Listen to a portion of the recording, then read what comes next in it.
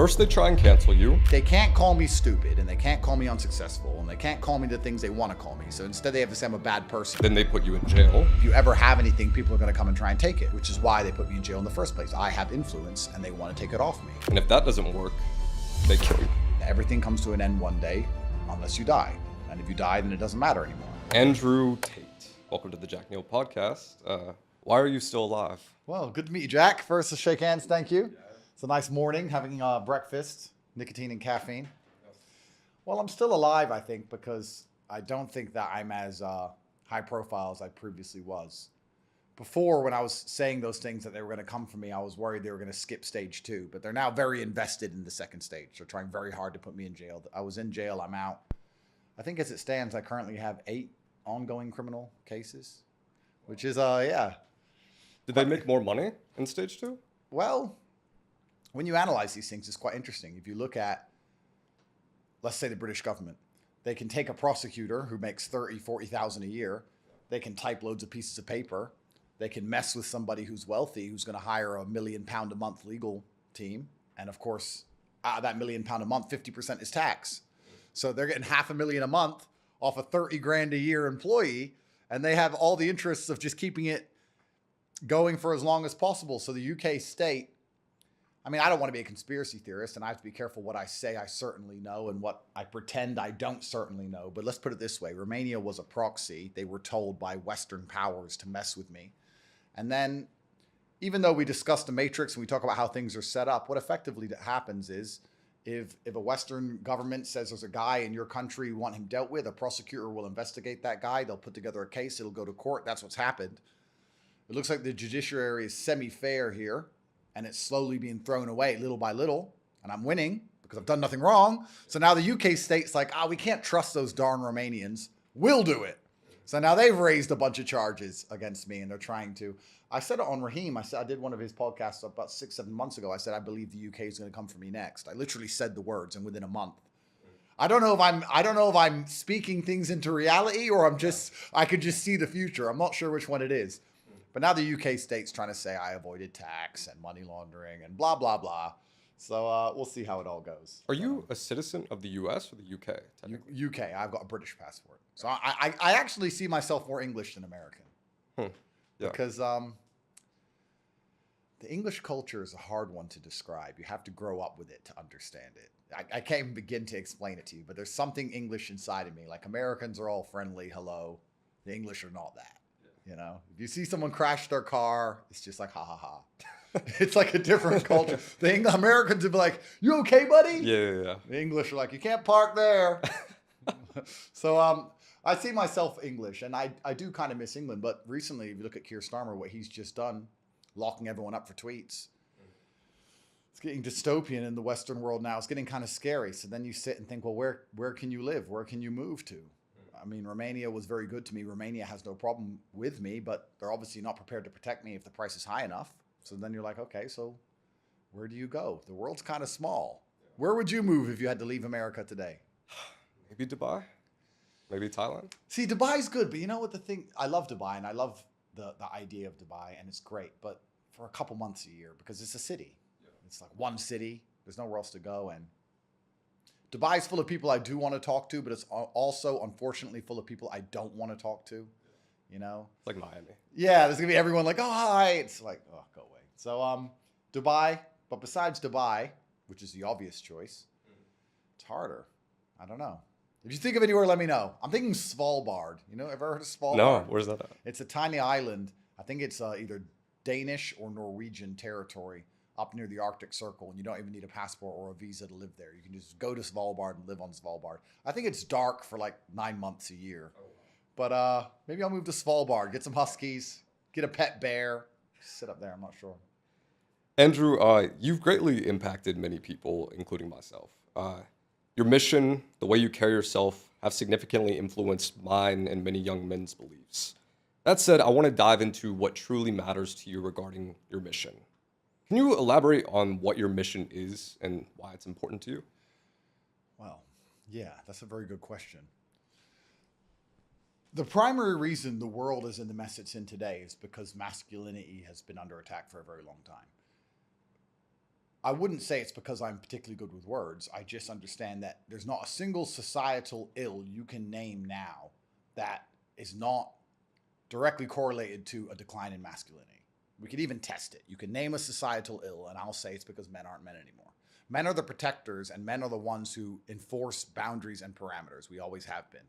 And because that's been declining, there's been more and more encroachment on the, not just the fabric of society, but even the fabric of truth, right? Even what is a man, what is a woman? You live in LA, you know better than me, right? So objective truth is now under assault. Nobody's kids are safe from the LGBT agenda. Nobody's country is safe from unchecked migrants flooding across the border. Like nothing's safe anymore. And it's the men's job to say, no, that's enough. This is a hard parameter. We refuse to accept it. This is what men do, not women, typically. So they attack the men first. You destroy the warriors of a society before you want to conquer it. And it's my goal, I guess, my objective to just try and restore some of the typically, traditionally masculine traits inside of the men of the world today. And they call that toxically masculine, which of course is a lie.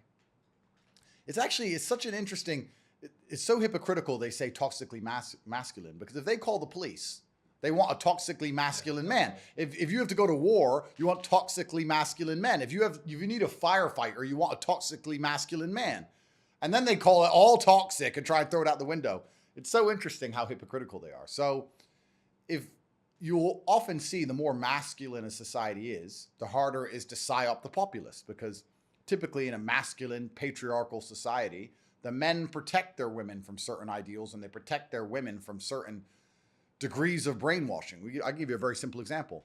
If you look at the COVID debacle, in every household where the woman was in charge, I guarantee they were all masked up and they all took their injections because they were scared. They were fearful. And women are easy to scare. They're easier to scare than men. So you can put it all over the news, everyone's going to die, and you can use an emotional argument because women are typically more emotional than logical, and you can talk about the fact that your grandma's going to die if you don't take the injection, and blah, blah, blah.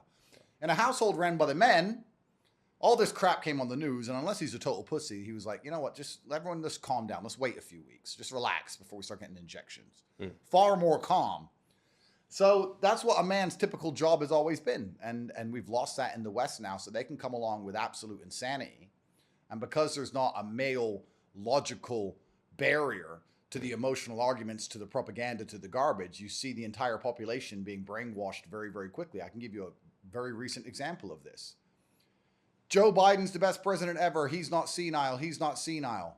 Next day. He's senile. He must go. Next day. Kamala's the best. Like, boom, boom, boom. Like they forgot that they were saying that Joe Biden was perfectly capable like two weeks ago.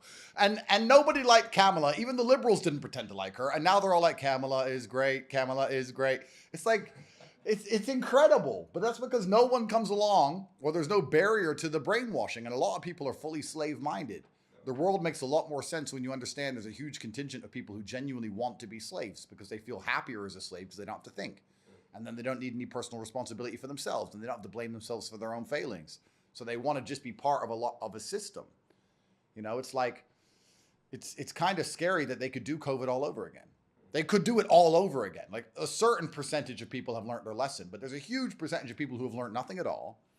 Kamala's great, you know, whatever they're supposed to do. And a lot of this comes from masculinity. I think that men as a whole, call me misogynistic, that would be terrible. This never happened before.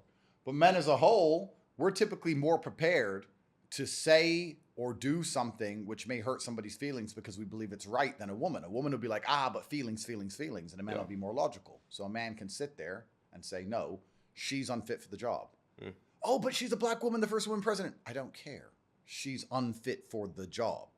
So I think masculinity solves a lot of the societal ills that the West is currently facing. We're certainly going to need it. We're going to need masculinity as the world divides into its two polars, and we have China, Russia, and all these other countries which are very masculine nations, and we're sitting around arguing about what a man is, what a woman is.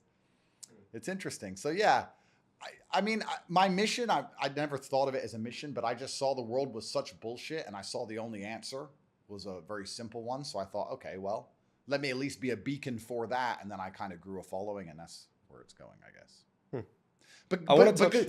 Because truthfully, and don't want to interrupt, but The whole COVID debacle was literally contingent on men being pussies.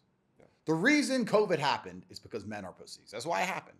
In the countries where they weren't pussies, it didn't happen. And I can give you a very simple example. I was sitting here in a restaurant. My brother was dating a girl from Kyrgyzstan. We said, Kyrgyzstan, what's that like? And she was describing Kyrgyzstan. And we said, what was COVID like during Kyrgyzstan? Like, oh, they tried that. But within 48 hours, everyone said, no, I have to work. I don't care. COVID was over in 3 days in Kyrgyzstan because the men were like, I have to go to work. Piss off. Yeah. That was it. But in the West, everyone's such cowards. Everyone's so scared. It managed to last for years and years because men are the resilience, and men are also the only ones who are ever going to be able to. When I say rebellion, I don't mean violent, but I do mean rebellion. If enough of the men, the male population, disagree with an idea, then you can't enforce it. You can have an idea that none of the women agree with. You could still enforce it because they can cry and moan. They can make Facebook posts. They can put on a pink hat. An opinion only matters if it's backed by violence. That's right. Nobody gives a shit. But if the men refuse to listen, it's different because exactly, you nailed it. An opinion only matters if it's backed by violence. In fact, nothing in the world matters unless it's backed by violence. A court order means nothing unless it's backed by violence. Everything in the world is violence. We live in a violent world with a whole bunch of layers on top of it. So if you don't have the propensity and capability for violence, you don't mean anything anyway, which is actually why all these people want to be slave-minded in the first place, because they're sitting in a room or they're looking around and they're being told certain ideas, and they understand if they disagree with those ideas, they have to defend themselves and their point of view. And they don't feel capable with violence, so they're like, they've said Kamala's great. If I say Kamala's not great, they're going to yell at me, and I'm scared of it ever even possibly getting violent because I'm incompetent, so therefore Kamala's great. So that's why they just want to take away masculinity and make a whole bunch of weak pussies and idiots. And this is where a lot of the confusion comes from my message, because people call me misogynistic because I talk about the masculine and feminine frames. And I'm not being insulting in any way. When I say the feminine frame is the frame which allows you to be more malleable as a person. They see that as an insult, but it's not an insult. That's a woman's superpower that she's malleable. And the masculine frame is, no, I'm not malleable. No, I'm rigid and I'm obtuse, and it's this way, and I don't care what you say, and I don't Order care. and chaos. You're wrong. You're wrong. You're wrong. Do something. That's the masculine frame of it all. Andrew, I do want to get more into the 2024 election in a bit, but you said recently that you're enjoying boredom. You stated fun is haram and having less fun is more fun. Yeah. How has getting off house arrest changed your day to day? I miss house arrest. I want to go back. I had no pressure or stress to leave my house under house arrest. Now I'm off house arrest. It's a sunny day. I have all these fancy cars, and there's so many nice places to go and have a coffee, and I feel obligated to try and live my life. But on house arrest, I didn't have to worry about any of those things. What is fun? I don't know. You live in LA. You're a young man. You tell me, what's fun in the world today? What's fun? People like to go to clubs. Awful. Anything else? People like to go to Erewhon. Do you know what that is? No. Oh, it's like a very popular grocery store. Very expensive. This is what I mean. Going to the grocery stores become fun. Like, I don't know what's fun anymore. I feel like the world's kind of the same wherever you are. People often say to me, what's Romania like? And I say, well, yeah, it's beautiful. It's got beautiful nature. It's got amazing history. And they're like, what's it like living there? Well, you either go out for dinner or you stay home. In LA, you go out for dinner or you stay home. In Tokyo, you go out for dinner or you stay home. Like, there's nothing to do besides go out to eat or stay in your house. You can go clubs and those kind of things, but I'm definitely certainly past all of that. So yeah, then you have to find fun. What do I find fun? I love fighting. I love driving because they're very active things that take my brain off work. Besides that, I like to do my work. My idea of fun is completing all my emails and making. You've been playing a lot of Uno recently, haven't you? Well, Uno is fun. Now you mention it, Uno's fun, but masculine competition is fun. I think what's fun as a man is being the best at anything, right? So my girl will say to me, why do you work all the time? All you do is work. I said, no, because I have to be the richest man on the planet. That's why I want as much money as possible. She goes, you have enough money. I was like, I know, but it's a game. It's a video game. I want a high score. Where do you find competition now? Well, I live with guys. I live with my friends, and we make sure that it's constant and endless competition because we live together. So if my brother does 100 push-ups, I have to do 101, which means he'll do 102, and then I'll do 103, and we'll just call each other names all day until thousands of push-ups have been done. So I live in a very masculine environment because masculine competition drives you forward. We all work together. We all work inside of the company, and we're very successful. Uno, of course. But yeah, I don't really know what's fun anymore. I feel like when I was young, when I was 21, 22, before the internet was such a big thing, before smartphones were a thing, people could be a lot more present and you could go somewhere and it could be fun. But now you have access to all the world's information, and you have the ability to view any other place on the planet at the same time you're somewhere else, and you have all these other people to talk to and all these things to do. I just feel like nothing's really fun anymore besides working hard, or you need an activity which is so adrenaline filled that it distracts you, which is why I love driving fast cars and fighting, because it's the only time I'm not thinking about work. Otherwise, it's like, okay, I may as well. Everything else is signaling, kind of. Yeah. Yeah, well, if you look at how things change, when I went to clubs when I was 21, everyone was having fun. Last time I went to a club, everyone was pretending to have fun for an Instagram story. So they'd sit there like this, and then get their phone out and go, and then put it back down. Like, so the fun is only for the Instagram. So we're living in a world now where no one's actually trying to have fun. We're trying to show everyone else how much fun we're having. Nobody's actually enjoying anything. It's just a competition, right, of FOMO. Yeah. And so I'm happy just to get my work done, and maybe I'm starting to get old after all. I'm 37. I'm getting old. I see my kids. I do my emails. I train hard. Maybe go for a drive with the car. Maybe get a coffee. That's it. On house arrest, I didn't even have to do the drive and the coffee part, so it was even more peaceful. Kind of miss house arrest. Kind of miss jail. Maybe I should go all the way back. Regarding the current case, so a Florida judge ruled that 2 of the victims in the case were lying about the allegations. Yep. Where's the case currently at? What does that really mean, the Florida case? Can you give us an update on the case? Yeah, so I have to be careful what I say, but basically there was American girls who started this whole debacle. We can go down the rabbit hole as to whether they were sponsored by a liberal NGO to attack us initially, or if their liberal NGO came along afterwards to fund their legal bills, which seems to me more suspicious than if they weren't already set up and sent. Yeah. So it's actually very scary. We can look at it and remove it from my case. It's very scary. If you're a high-profile man, if you're extremely famous and you talk against the system, if you talk for the system, then of course you can have sex with whoever you want. You can go to islands, you can do whatever you want. But if you talk against the system, at some point in the future, all they need to do is find one girl and sponsor her to go and be around you. You don't need to have sexual intercourse with her. You don't need to touch her. She just needs to be in your vicinity for a day or two and then make crazy accusations. And can they face any repercussions for false allegations? It looks like they're going to in an American court. But that puts the Romanian case in a very difficult situation, right? Because American court's saying that it was all started by liars. But the Romanian police knew it was started by liars. I don't think the Romanian prosecutors or the police were stupid enough to actually believe a word they said, at all.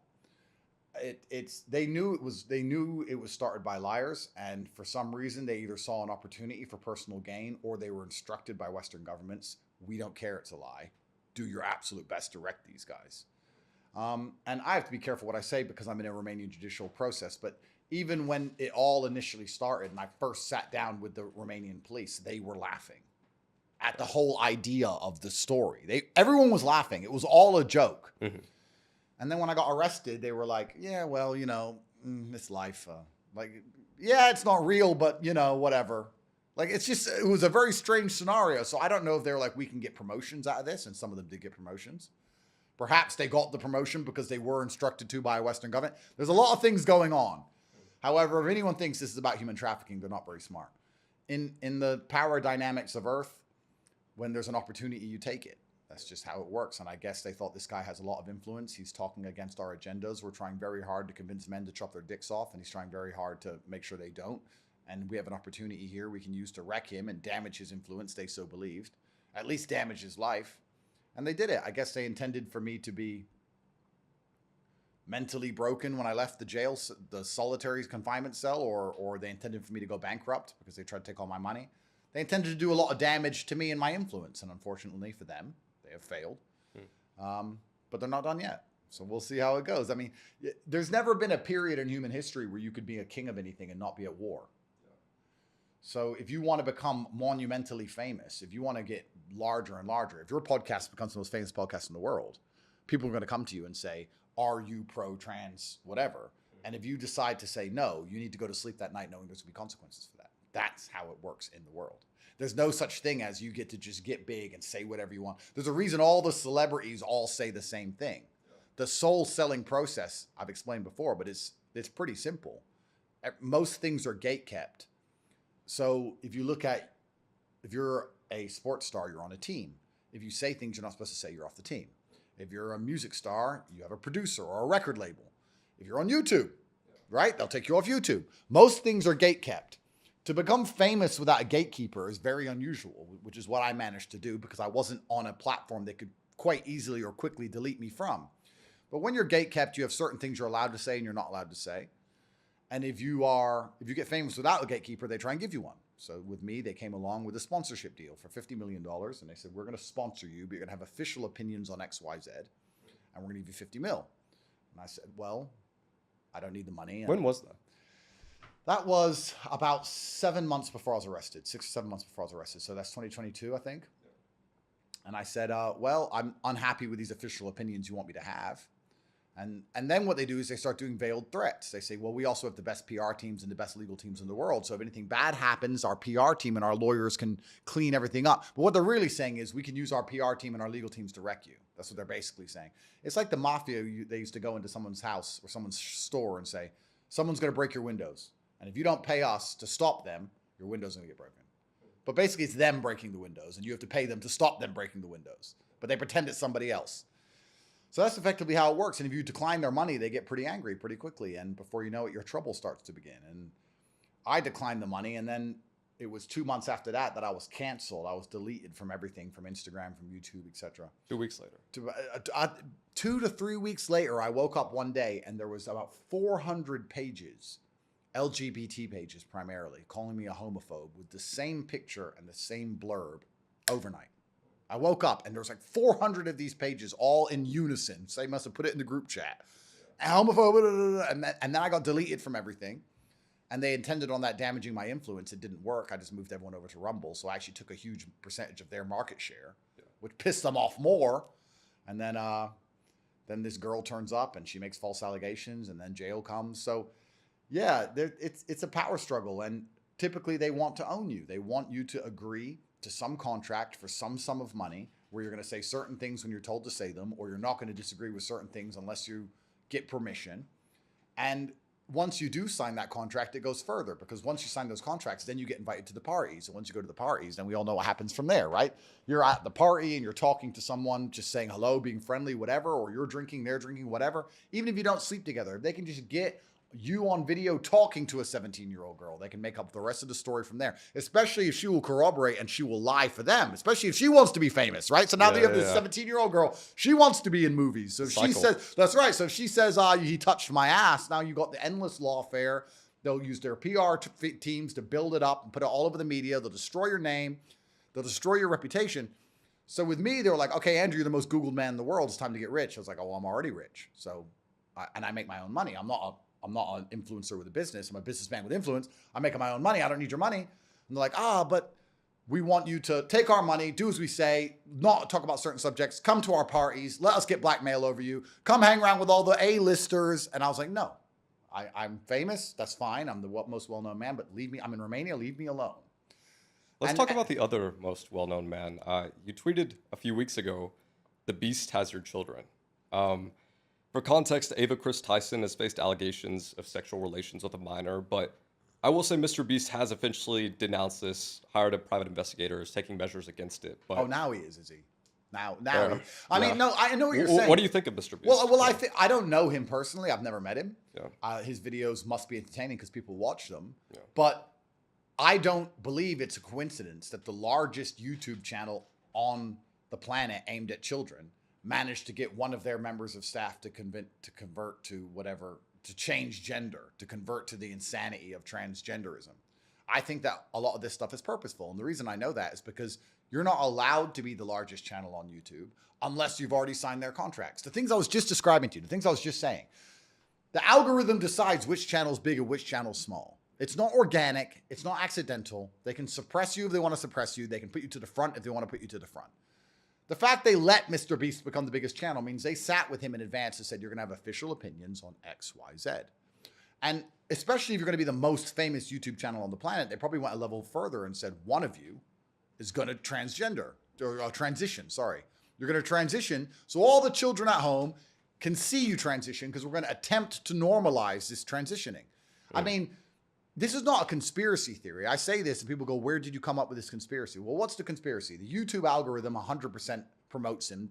They've allowed him to be the biggest channel. These are objective facts. They're pushing LGBT at every single avenue possible. Young people spend all their time on YouTube and the internet. They don't watch legacy media anymore, so they need to reach them via this mechanism. Like, you can look at all the objective facts and come to the simple conclusion that this was all planned. Do you think Mr. Beast is weak for kind of signing this deal? I think that he's done what most celebrities have done. I mean, if Mr. Beast is weak, then all celebrities are weak. But they all basically sit there and say, do I want to try and save the world, or do I just want to get paid? And then I guess there's a level further to the psyop. What they'll say is, well, I'm not a bad person for taking the money, because maybe transgenderism isn't that bad, because then they haven't got to admit they're a coward. So you either admit you're a coward pushing something that you don't agree with, or you can pretend to agree with it. So he can either pretend to agree with it, which is what he did at the beginning. All this transphobia is so upsetting. I remember him tweeting about it. Otherwise, he has to say, well, yeah, I disagree with that. I'm a bitch and I'm scared and I want to stay relevant. The thing is, with all these celebrities, they're only relevant because they're allowed to be. Me and a few others are very unique, where the Matrix tries to get rid of your relevance and you're actually still relevant because you have something interesting to say. I mean, Mr. Beast, okay, cool. I've never watched many of his videos, but I believe you could get basically anybody, give them his budget, give them his production team, give them his building team, give them all the things he has, build all these stupid game shows. And you could put any jackass there and say, yay, the game show starts. Yeah. Like, who gives a shit about him? Nobody. He's absolutely replaceable. So if he goes against the Matrix, they banish his ass. These bang next. Same with pop stars and music stars. The reason they agree to this stuff is they stand up there, they're given their music, they're given their lyrics, they're given their it's all given to them. Go. La, la, la, la, la. All right, cool. Yeah, make this one number one, manipulate all, make this one number one, and make this one number three. And they can just get some other 18-year-old blonde. Like, it doesn't matter. They're all so irreplaceable that they know they have no bargaining chips. How do you make yourself irreplaceable? Well, you make yourself irreplaceable, I have, at least, by having a life which has been so full of struggle and unfortunate circumstance. I have interesting things to talk about, but these people don't want to go through that, do they? So they want to be famous and rich and have an easy life. So when you look at the Mr. Beast debacle, the fact that he allowed it all to happen, and now he's going to come along and say, I can't believe the person who wants to chop their dick off is sexually weird. Oh, you can't believe that? Are you surprised, sir? Because I never was, and anyone with a brain never was. And we all knew he's obviously something wrong with the guy. And now he's going to come along and pretend that he's a good person, and he's going to find out what happened. And I've seen there's a lot of other allegations coming out of sexual assault and all this crap, and all this crap's coming out.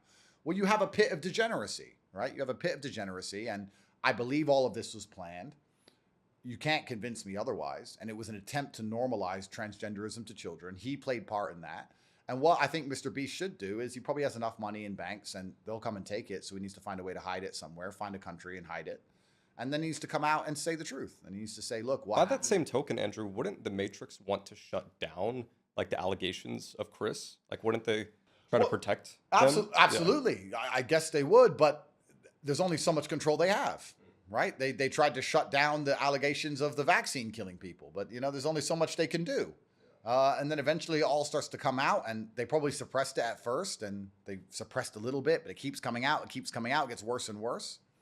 But certainly, let's put it this way. If you look at the fact that the BBC or the mainstream media have printed something negative about me every single day for 4 years, if Mr. Beast was against the Matrix, don't you think that they'd be talking about the largest YouTube channel aimed at children in the world with a transgender contestant or presenter, whatever he was, has been caught committing sexual assault? Shouldn't that be front page news? I mean, they barely mention it, the MSM. It's drama on Twitter, sure, but the MSM don't seem interested because it's part of the Matrix, right? Whereas me, if I sneeze, ooh, I'm a terrible, he's a misogynist. He sneezed in a mansplaining way all over the BBC.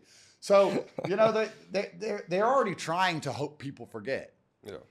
But none of this is a coincidence. And I think that Jimmy, Mr. Beast, his name's Jimmy, I believe, he should stand up and he should admit it. He should say, yeah, I was pressured into this decision and I shouldn't have done it and it was wrong. And he should man up, and he'd get a lot of respect from people for being brave. But I guess he's scared for his own personal safety, or he doesn't want to get hit with some charges for something and end up in a jail cell. So that's how it goes. This idea of trans liberation and like drag celebration has bled into the recent 2024 Olympics. What do you think of the Olympic opening ceremony? Yeah, it was deliberately designed to test the resolve of the Christian nations. And when I say Christian nations, in fact, I mean the populations of Christian nations, because there's not very many Christian countries left. You can't call America a Christian country anymore because They protect the pride flag more than they protect Jesus Christ. So it's not a Christian country. I think it's like they wanted to test what resolve is left because they're trying to destroy Western values, which means you have to destroy Christianity along with it. And they've been doing that for a very long time. And they wanted to poke the bear and see what kind of backlash they would get. They had to test their enemies' defenses. So they deliberately desecrated Christ. And it's so sad.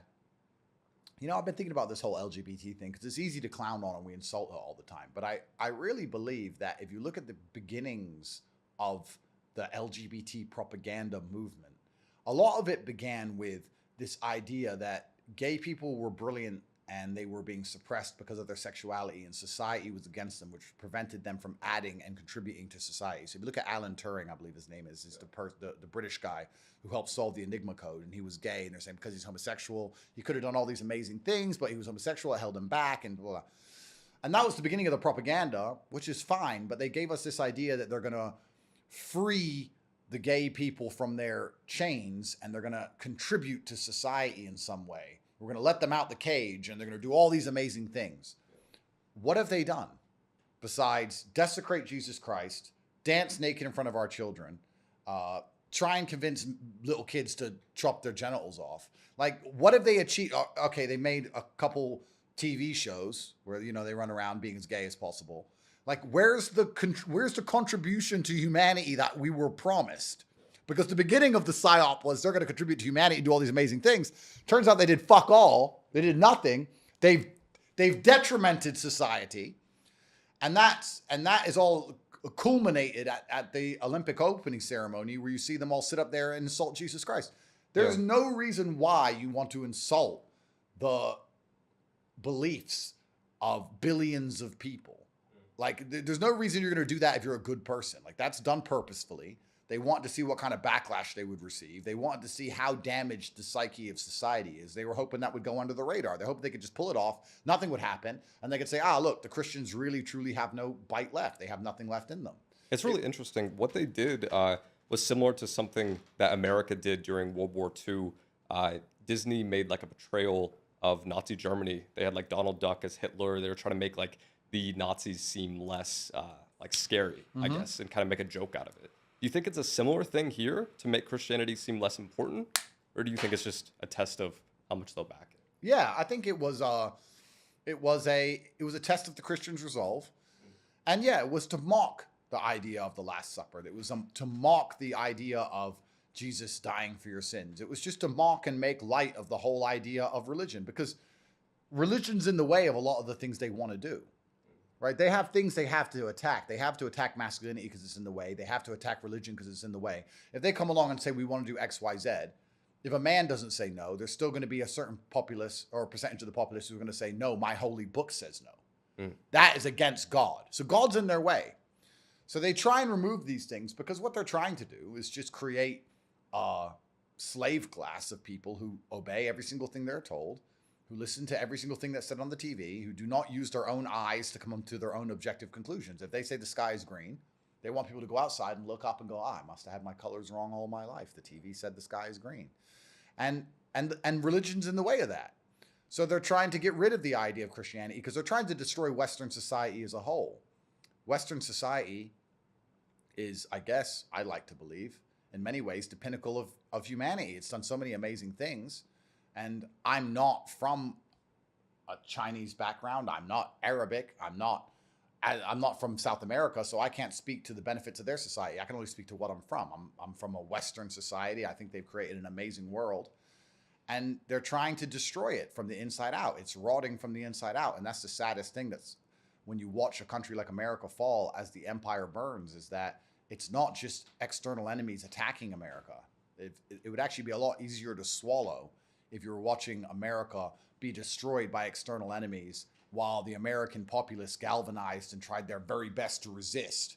That would be a much easier thing to swallow than watch what is happening, which is the enemies of America truly don't have enough power to damage America, but we're suffering from this mass betrayal from the inside. And it's kind of sad to see. And Christianity's in the way, masculinity's in the way, honor's in the way, duty's in the way, virtue's in the way. There's a lot of things in the way which are all attacked permanently. And objective truth is in the way. the idea that you can pretend a man is a woman and you are forced to call that man a woman and forced to use their pronouns is an attack on objective truth. They don't want you to know what is right and wrong, left and right, up and down, blue, red, green. No, there's no objective truth now. Everything is subjective. Everything can change depending on the day. You must ignore your own eyes. It's the final command they want. Your eyes say man, your mouth says woman because the TV said so. And that's the final level of the slave programming, because then, I mean, if you're going to tell a lie, right, and you have to objectively prove it, that's quite difficult. If you have to say, we want people to believe the sky is green, the sky's not green. Ah, well, these people use their eyes, so we now need to go out of our way to somehow turn the sky green. Yeah. But if people don't use their eyes, you don't have to do that hard part. You can just say it. It's all emotional It's arguments. all just emotional arguments. So you're like, oh, well, we want the sky to be green. We're not going to actually change it to green. That's too hard. We just say it's green and everyone's going to listen because everybody ignores their own eyes. So it's a war against objective truth. That's what a lot of this transgenderism garbage is. And the reason they try and enforce it and force you to pretend men are women when they're not is because they want you to ignore the realities of Earth. I argue with people all the time. They say I'm a misogynist. I say, you don't even know what a woman is. If the gender's not real, how is the bigotry real? Like, you explain to me what a woman is and then explain to me why I'm a misogynist. It's clown world. So there's not even any objective truth left. It's scary, the world we're headed to. Before we get into more global issues, you said a few years ago in a podcast that you speak about issues like Israel, Palestine, you talk about your support for Donald Trump, but you don't really care about these things because they don't personally benefit you. Have you had enough success now that your personal benefit doesn't really matter? Yeah, when I said that, I think I know the podcast you're talking about. I think I know the video you're talking about. And I was trying to explain to people who are perhaps not as successful not to get caught up in certain ideas. And the problem is if you get caught up in too many external ideas, you can't focus on yourself and improving your life, and you can't pour from an empty cup. So let me give an example. Let's say I was unsuccessful. I work in Starbucks, and that's my life. Not to insult the people who work in Starbucks, but get over it. So you work at Starbucks, and I am passionate about the Gaza-Israel war. I should take all that passion and I should direct it towards improving myself as a man to where I'm at the point that people are going to listen to me. So when I talk about Israel, Gaza, people listen because I have a voice. If you work in Starbucks, you don't really have as much of a voice. So I guess the point I was trying to make is that if you improve yourself as a man, then your views and your opinions hold a lot more weight. And you should perhaps do that as opposed to get caught up in trying to force an opinion or force a view when you're not necessarily that successful. So now you actually have influence, so you should care about these things. Because Absolutely. you can persuade people. Yeah, Absolutely, because I have influence. Now, I mean, I could argue against myself and say, well, the common man can still go protest and he can join a protest and make a difference. That's true. And the common man still has a degree of influence as to what he will accept from a government. We say the governments are in charge. Well, to a degree, that's true. But truthfully, it's the people who are in charge because we decide how much we accept. If all the people refuse, the government can't do very much at all. So I could argue against myself in that point, but I guess there's just a lot of people I met who are so ideologically involved or invested in certain things that it prevents them from growing. And I think that as a man, if you truly care about the world, you need to improve yourself first, because as a man, if you're not capable, your love means nothing anyway, right? You can say I'm a man and I love my dog, but if you can't feed that dog and you can't home that dog and you can't afford to take that dog to the vets and you can't protect that dog, then your love means nothing. Your love as a man is directly correlated to your competence and your capabilities. So when a man who is capable loves you, it means something. A man who's incapable loves you, it means nothing at all. So if you're incapable, not necessarily important, not necessarily financially successful person, it doesn't matter what you feel about anything because you could be replaced and nobody gives a shit. So if you truly care about that, I guess the lesson is if you truly care about an issue, as a man, the first thing you should do is you should improve yourself. If you have a woman who you truly love, instead of buying her flowers every day, you should improve yourself. If you have a town that you truly love, instead of, I don't know what you would do, instead of telling everyone how great it is, you should improve yourself and you should start a business in that town so that there's more jobs in that town. It doesn't matter what it is. Yeah. Self-improvement is the answer to showing your love for anything as a man. So when I see people say, oh yeah, I really love my girlfriend or whatever, and then I look at the guy, I say, no, you don't. Because if you did, you wouldn't be sleeping so long. You wouldn't be so insignificant. You'd be trying harder in some way. You'd be doing something. You're not doing anything. If you're not doing anything, you don't love anybody. This isn't really about your point, but I'm just genuinely curious. Do you tell the women you're with that you love them? Yeah, why not? Did you ever used to have a weird thing about that, like some hesitancy? No, I'm full of love. I'm a nice man. I think the idea of love is kind of confused, right? Because if I've had a girl for a very long time, or girls, I guess we can go down that route, but love is absolutely real. But people conflate that with allowing yourself to be disrespected. Like I can say to a woman, look, I love you with all my heart, but if you talk to me wrong, you're out. And it doesn't matter if I miss you because I'm stubborn. So it's fine. Like I'm stubborn as they come. So like if I'm not going to listen to the Matrix, if they're not going to control me and scare me, you think I'm going to listen to you? No, I'm going to do whatever I want. I'm going to take care of you, and you're going to talk to me nicely, and that's how this relationship's going to work. I love her, absolutely, but I would never put myself in a position where I'm being disrespected because I love somebody, or I'm allowing her to do whatever she wants because I love her. In fact, it's very much the opposite. When you're a man and you love, we talk about self-improvement and becoming a better version of yourself so you can give more. That's true. But also, you improve yourself so that she respects you more, so you can lay more boundaries. Yeah. Like if you love a woman, you're like, I love you, don't go out at night. I love you, you're not going to a club with a bunch of dudes. I love you, you're not doing that. And if she isn't listening, well, that's probably your fault. Because if you were more important, or you were more capable, or if she saw more in you, then she would listen. So perhaps you need to replace her, perhaps you need to improve yourself, whatever it is. But love as a man actually comes with a lot of parameters. Look at how a dad raises a kid. No, stop, no. The mom's like, yay, fun. And the dad's like, no, don't do this, don't do that. He's a disciplinarian, typically. So I think the masculine realm is very much like that. Like even with my girl, sometimes I say, she'll go, oh, I'm really tired. I need to go to the, I'm like, you know what? I've seen how you drive when you're not tired. You're not driving. I'm sending a security team to drive you around because you're just going to crash. You're just useless, you know? And that makes me misogynistic to some women, but to the women I'm with, they love it. They're like, my problems are fixed. I don't have to think. He just fixes everything for me all the time. But that's because I'm capable, right? I can do those things. So yeah, love is real. People say it's misogynistic, but they've never had a man actually do those things for them. Well, you know what's interesting? You can't be the kind of man women want you to be unless you're misogynistic. Because if you're not misogynistic in any regard, and you think a woman can do everything as well as a man can, then you're going to expect her to pay half on the bills and half on the dates and to protect herself and to take care of herself. And you're not going to ever be the gentleman Prince Charming she wants you to be. Women say, I want a man who pays for me and takes care of me and educates me and knows things I don't know and shows me things I've never seen and makes sure that I'm physically safe. Okay, cool. You're describing a man who sees you as, in many regards, below him. You're describing a misogynist. For me to turn up and take a girl somewhere and expect her to pay half the bill, I'd expect her to have the kind of money I have. Yeah. Whereas I know she hasn't. Because the only way you get money like mine as a woman is to be with me. So I'm a misogynist. Like, you're going to be to a degree misogynistic if you're realistic. And people also confuse the other side of the equation. I'm misandrist with certain things. There's things I don't trust men with.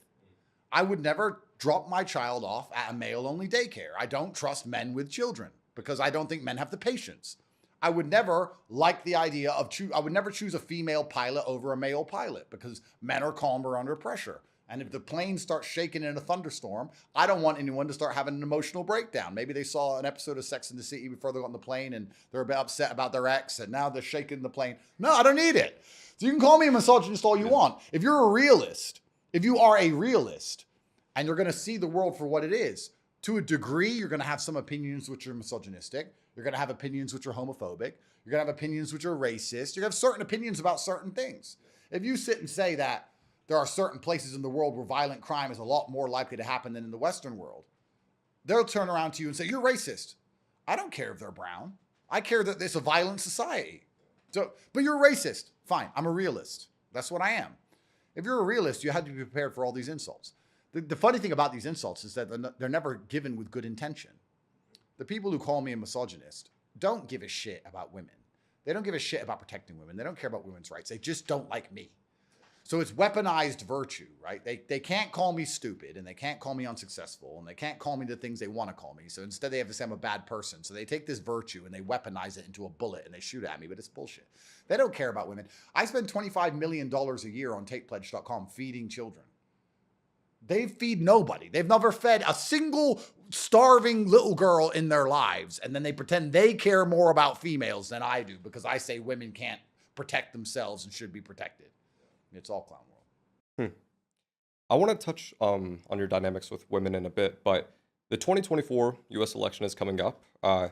What outcomes are possible, and which outcomes do you prefer?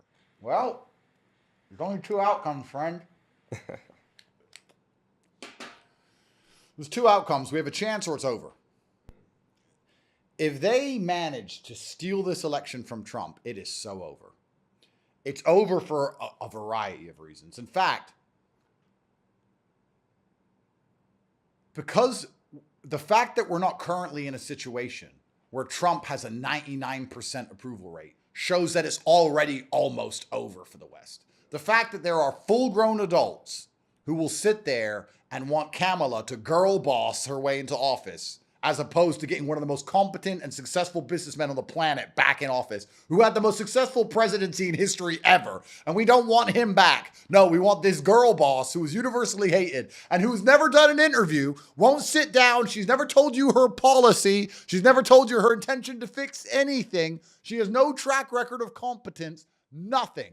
But she's a girl and girl boss. So let's make her in charge of the most powerful military on the planet. The fact that there is a percentage of the population who want that to happen shows that it's already over. There's a lot of things you can disagree on. And you can say, well, I respect your opinion, but we disagree. If you want Kamala to win, you are an idiot. I do not respect your opinion. You're 100% stupid. You shouldn't be allowed to vote. You're genuinely dumb. Because when you even ask these people their reason, they're going to say some identity politics crap. She's a black girl. So, who gives a shit if she's purple? If she's incompetent, she's incompetent. Name one thing she's ever done as VP. Name one thing she's promised to do that you actually care about. And when I've asked this question, the only answer I seem to get is about abortion, which is really amazing to me that you have people inside of America who will sit there and go, okay, we're on the verge of World War III with Israel and Gaza and Lebanon and Iran. We're on the verge of World War III with Russia and Ukraine. Inflation's out of control. Nobody can afford groceries. Crime is out of control. The southern border is wide open. Drugs are out of control. Like, there's all these things that are important, and they'll go ignore. I want to kill my baby, so I'm voting for Kamala. Like, the fact that that's even your mindset shows you're a dumbass. If you want to vote for Kamala, you're an idiot. It's going to be over for Western civilization if they steal this from Trump for a variety of reasons. One, for all the reasons I just described as regards to who her voters are and how they've managed to use the media machine to psyop people into believing she's a better choice than Trump. The fact they've even managed to do that is remarkable. But secondly, it's going to destroy all faith in democratic institutions because America is the bedrock of democracy. And we know they steal elections now already, but there's a certain amount of people in the world who believe that they don't steal elections. Well, they're going to see. Because if they're stealing them in America, you think they're not stealing them in fucking Myanmar? You think they didn't just steal the French one when Marine Le Pen was winning and then she blinked and she lost and Macron's back? Who the fuck likes Macron? Find me a single person on the planet who's a fan of Macron. Who marries a woman 35 years older than him? It's weird. If she's a woman at all. Probably a dude. Looks like a fucking dude. So you can add some criminal charges to France for the list. So they're stealing the elections everywhere around the world. But what happens if Kamala wins the election tomorrow? Okay, so if Kamala wins the election tomorrow, it's a good question. I'm going to feel very sorry for people. I think that it's just going to be, we're going to be closer and closer towards slavery. Do we see riots, you think? Well, that's why they did January 6th, right? They taught everyone a lesson for January 6th. BLM, if you riot for the side of the matrix, you're allowed to riot. If you riot for the other side, even though they didn't even riot, if you peacefully protest for the other side, then you face the full force of the law. So it's going to be very interesting. If Kamala wins, I think that the whole idea of Western civilization is going to accelerate in its decline. I don't think Trump can save it. I think he can slow it down. I think he's massively important for the culture, for all the things we just talked about, masculinity. Trump's a masculine man. I think he's good for the culture. I think he'll have a fantastic 4 years. I think he can do a lot to slow things down. However, if Kamala gets in, it's going to accelerate the LGBT, girl boss, garbage bullshit, along with terrible policy, along with the people who are actually in charge of America, who won't be Kamala, raping the tax base, stealing as much money as possible, accelerating inflation. And what's actually going to happen is you're going to see that as America descends into poverty, which it does. The fact that American culture is extremely thin is going to be highlighted, and then it's going to be, you say riots. I think mass civil unrest. I think crime will get out of control and it'll be mass civil unrest because there's nothing unifying the country besides the idea you can get rich. In other countries, if you go to Croatia, everybody speaks the same language. Everybody's seen the same TV shows. Everybody's grandma kind of looks the same. Everybody has this unifying factor behind them. Everyone knows the Croatian flag. Everyone learned the same history. In America, some people like the flag. Some people hate the flag. Some people think America's good. Some people think America's bad. Everyone speaks different languages. Everyone has different religion. Everyone looks different. The only thing that unifies America is we can all get rich. Well, once we realize that's not the case, as they continue to inflate the currency and steal from the tax base, crime's going to get worse and worse and worse. And now we have this insane policies on race where if you commit crime as a certain race, you're less likely to get in trouble, or they don't want to arrest you, or they don't want to show your mugshot or give you a more lenient sentence. So now you have a division of the races. The native white man in America is a second-class citizen. I say that as a brown person. The native white person in England is a second-class citizen. So you have the natives who pay the most tax, who are second-class citizens, paying taxes to afford the children of people who are invading the country and shouldn't even be there, and out reproducing them 8 to 1. The average white family has 1 or 2 kids. These migrant families have 8, 9, 10. Like, everything's collapsing. Like, it's collapsing. If Kamala wins, it's all going to be accelerated because they're going to prove that. Well, what's interesting is if Kamala wins, they prove you don't have a democratic solution to your problems. So that puts the sensible person in a very difficult position. Then you don't have many choices left. Because right now, people are still coping with this voting idea. We'll vote our way out of this. Don't worry, we'll vote our way out. Once they realize that's not possible, well, then you have 2 choices. You run away. You have 3 choices. You run away, you change country. You sit there waiting to die, or you try and fix it. But unfortunately, without a political solution, the only way you can fix things is violence. And then you have civil war. Andrew, you have a quote, women aren't interested in voting. They care about Instagram likes and a rich man putting them on a boat. True. How does, do you think women actually vote in the elections? No. Do you think immigrants vote? No. So what they're doing is they're using women and illegal immigrants as a cop-out for how they rig the elections. I've messaged the 50 or 60 women I know in America and asked if they're voting. 4 said yes. And then I asked them if they ever voted before, and they all said no. And all 4 are voting Trump, by the way. I don't think women are as interested in voting as men on a whole. And I think the women who are interested in voting probably vote the same as their husbands. And their husband is probably going to be voting right. I think the reason that they push so hard the female vote, and they especially, the whole female idea, people can argue with me on, perhaps that's a conspiracy theory, but I'm sure the illegal immigrant part's true. But it's the same. There's no way they would get away with these bullshit policies they get through if only masculine men were voting. Everyone would know that it's set up, right? So they say, yes, Trump lost because of the female vote, which is a lie. They just say it's the female vote so they can rig it. They do it especially with illegal immigrants. Anyone with a brain knows that anybody who snuck their way into America and shouldn't be there and has managed to cross the jungle and get into America, and now he's trying to find money to live and eat. There is no way he cares enough to go stand in line at a polling station and cast a vote. Not at large enough numbers to affect the election, at least. There's no way that's possible. It doesn't even make logical sense. And you could sit and say, oh, no, that's not true. They'd vote Dem because the Dems will let them stay. They don't listen to the news. And also, these people don't trust the Dems or anyone else. Why would they trust the Dems? They don't give a shit. They're in America. They're not supposed to be there. They're trying to make money and lay low. There's no way they're waiting in lines at polling stations. They're just flooding the country with illegal immigrants so that they can rig the election. They can cast votes, as many as they want, with these fake ballots. And they can say the illegal immigrants did it. And we can't check them on it because they could say, it was an illegal immigrant with no passport and no name. And that's why it happened. There's no way that they're casting their own votes. It's all just a setup. What you're eventually going to get to.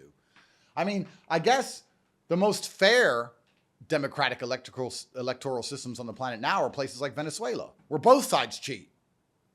Because, it's like, they're cheating, we're cheating. Who cheats the best? At least to a degree, it's a competence test, right? The better team wins because they're better at cheating. The more competent government wins. But now in the West, you have one team cheating, the other team going law and order. And I guess, the Republicans don't care because they're stealing from the pot just like the Democrats are. They don't want Trump to win either.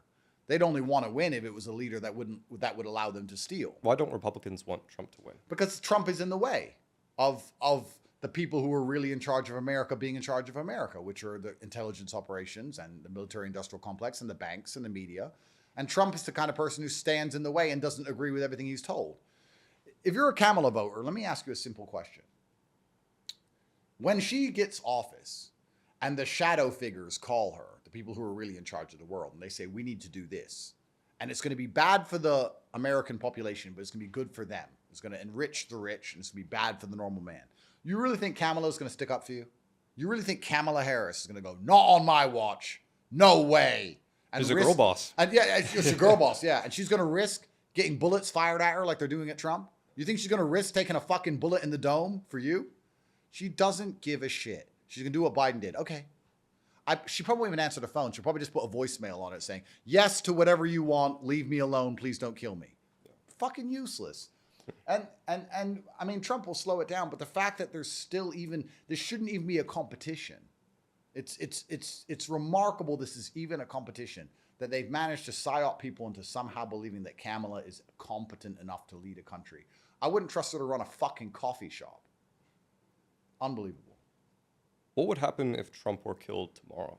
You know what's kind of interesting about Trump's situations? Because you have to analyze Trump's job is to save America. Does he save America by winning the election or losing the election? Does he save America by staying alive or getting killed? Like, because in different ways, he does damage to the system. Trump's now... I'm sure you thought about this for your own situation. Well, absolutely. That's exactly right. You get to a certain point where either way it goes, you can still damage the system. If Trump wins, he'll do his very best to save America, and it'll be a fantastic president. He'll be a massive for the culture. If he loses, he highlights that elections aren't fair, which is still a very important lesson that a lot of people at home need to learn. So either way, it's good. If they let him live, he can run for president and achieve one of those two things. We'll probably build a little diagram off of this. Does Trump live? Yes. Okay. Does he win? X. Does he lose? Y. Does Trump get assassinated? Well, now they're highlighting they're scared of him, highlighting that the Matrix and the military industrial complex are real because they're prepared to assassinate people and they don't believe in elections. They don't want there to be a fair democratic choice. They'd rather fix everything with a bullet. So Trump's now at a position where he does damage to the Matrix irregardless, which is, I mean, nobody wants him to die. I'm a huge fan of him. He doesn't want to be martyred. We don't want him to be martyred. That would be terrible. But at least he's now in a position where it's win-win for him and his mission. I guess that's the ultimate goal of any man, to be put in a position where, regardless of any way it goes, it's win-win. I'm in the same position. I'm a legend if they lock me up. I'm a legend if they let me go. So you spoke with Candace. When I had her on the podcast a few weeks ago, she said that the deep state was responsible for the assassination. Do you believe it was some lone shooter or? Oh, it's never a lone shooter. That's bullshit. Some guy, there's one roof in the whole area. Some dude climbed up on that roof with a long-barreled gun, managed to get a bunch of shots off. Once Trump went down, because they didn't know if he was shot or he knelt down, then he was killed. You know, of course he was killed. They're always killed. The guy who killed JFK, he was killed in jail. He was stabbed to death. The guy who stabbed him to death was stabbed to death. Yeah. Coincidence, right? Like, of course, there's always some lone shooter. Then they sit and they bring in the head of the Secret Service. This bimbo sits there, says nothing important. Oh, yeah, I tried my best. Fire her, get rid of her. Why won't Trump say this? Well, I listened to the Spaces the other night. Yeah, he wouldn't say it. Yeah. It's incredible. But then when you're in his position of power, sometimes you have to choose your enemies. It's like, you really want to make an enemy of the Secret Service? It's hard. It's not easy. Even me. People think I'm outspoken, I promise. Even on this podcast, there's a whole bunch of things I want to say that I cannot say because I just won't live long enough. Read that agencies is one of them. Well, that's right. And you have to decide. You have to say, do I skirt or do I take certain concessions so I can do more damage to the Matrix by existing for longer? Or do I go all guns blazing for one podcast and get in a car crash on the way out? It's like, it's hard. So yeah, he has to pretend that the Secret Service did a good job when truthfully they were incompetent. The president was shot. They failed on every level. The woman who was in charge of them should never have been in charge of them, should have never had female officers in the first place. Now that female officer everyone was mocking on Twitter is now defending J.D. Vance. She hasn't lost her job. She's still the woman who can't find her holster. I mean, I can find my holster. Like, it's unbelievable. This goes back into gender roles where we sit and say that men are good at certain things and women are good at certain things, but you're not allowed to say that because that makes you misogynistic. You're not allowed to be objectively realistic and sit and say that a man should be in charge of the protection of the president. Show me Putin's security team. Why don't we get our Secret Service agents, take their weapons, get Putin's team, take their weapons, and let's see Russia versus America. Let's fix it. Those Sambo experts, those Sistema experts from Russia will tear our agents apart. It won't even be a fight. It won't even be a competition. Have you seen Putin's bodyguards? They're killers. And we're talking about the most important man in the world. And we're like, yeah, but what's more important? Keeping him safe or girl bosses? What's more? We need more girl bosses. Society is broken down to a level. It's absolutely unacceptable. It's crazy. It's truly crazy. You know what's really overused? The word need and want are confused. I have these arguments with people at the time. I'm with my girl and she goes, I need a coffee. I say, don't say need. You want a coffee. Don't say need. I don't like when people say need when they don't. You need air. You need air and me. You don't need coffee. And you see this all the time with DEI. We need more female agents. No, you want more female agents to push an agenda. Why do we need them? If it's not to push your agenda, why do we need them? We can't get the job done with big, strong men? No, we can't. It's all clown world. But Trump can't say it. And maybe Trump's a very smart man. I'm a huge fan of his. He probably knows a lot of things I don't know, of course. Perhaps he's had conversations in dark rooms and are like, look, if you want to have a chance to even win this and stay alive long enough, you got to be friends with X, Y, Z. You can tell the truth about this, but you have to lie about this. It's just, and that doesn't make him a bad person. That's him just trying to do concessions to stay alive. I completely get it. But yeah, it was a massive failure. And it was 100% a setup. There's no way you can just climb on a roof, the only roof in the vicinity, at a rally. Why was that the first televised Trump rally ever? Very strange. I mean, but that shows how evil they are, right? They're so evil. They wanted the world to watch him get his brains blown out. They wanted you to see that clip on repeat thousands of times of him taking a bullet to the fucking dome and half his head missing. And they wanted that to happen to teach you all a lesson for what happens when you talk against our authority. Send a MSM to get it on camera, his head coming off. Unbelievable. A key tenet of Satanism is showing truly what you're evil. doing. Truly evil. And whoever decided that, whoever made that call, no one's investigating him. No one's even talking about him anymore. Now we've forgotten the assassination. It's all fixed. We fired the head of the Secret Service. We've replaced it with some other useless idiot. The same useless officers are in charge. Whoever decided to kill Trump, who cares who that was? Oh, it was this guy. This one guy with no social media who barely existed on the internet. Him. He did it. And we killed him as soon as he got all his bullets off. Fucking sad. He's also in a BlackRock commercial, but yeah, there's that. Coincidence. Oh yeah, coincidence. He was in a BlackRock commercial. The 3 people in Mr. Beast's video, one of them wanted to be a tranny. These are all just coincidences. You have to be a conspiracy theorist to, connect the fucking dots. What would it take to save American politics? Well, I think you need a competent nationalist, which is what Trump is. But it should always be a competition between competent nationalists. The fact that it's not a competition between competent nationalists shows a failing of the system in the first place. It should be 2 people who are competent, who know exactly what they're doing, who both love America. That's what it should be. Instead, it's always usually, well, in recent times it's Trump, right? But so you have a competent nationalist against an incompetent person who hates America. Why is this even a competition? And that shows that a huge percentage of the population are not only themselves incompetent and stupid, but they also hate America. So they're living inside of America and they hate it. Well, then go somewhere else. Leave America if it's so racist. I love to. America's racist. Fine. You say America's racist, Grace. Tell me a country that's not racist. Japan's racist. China's racist. Thailand's fucking racist. Africa's racist. I've been. Hutu, Tutu, this, that. They all look the same to people outside. Inside of Africa, they're super racist. Different tribes are going to war, killing each other. America's one of the least racist places on the fucking planet. You're dumb if you don't realize that. Right? So, yeah, to save American politics, you need to have competent nationalists. You need to have fair elections to actually matter. The president needs to have actual power to make policy and decisions instead of the military-industrial complex and the 3-letter agencies and the banks and the media.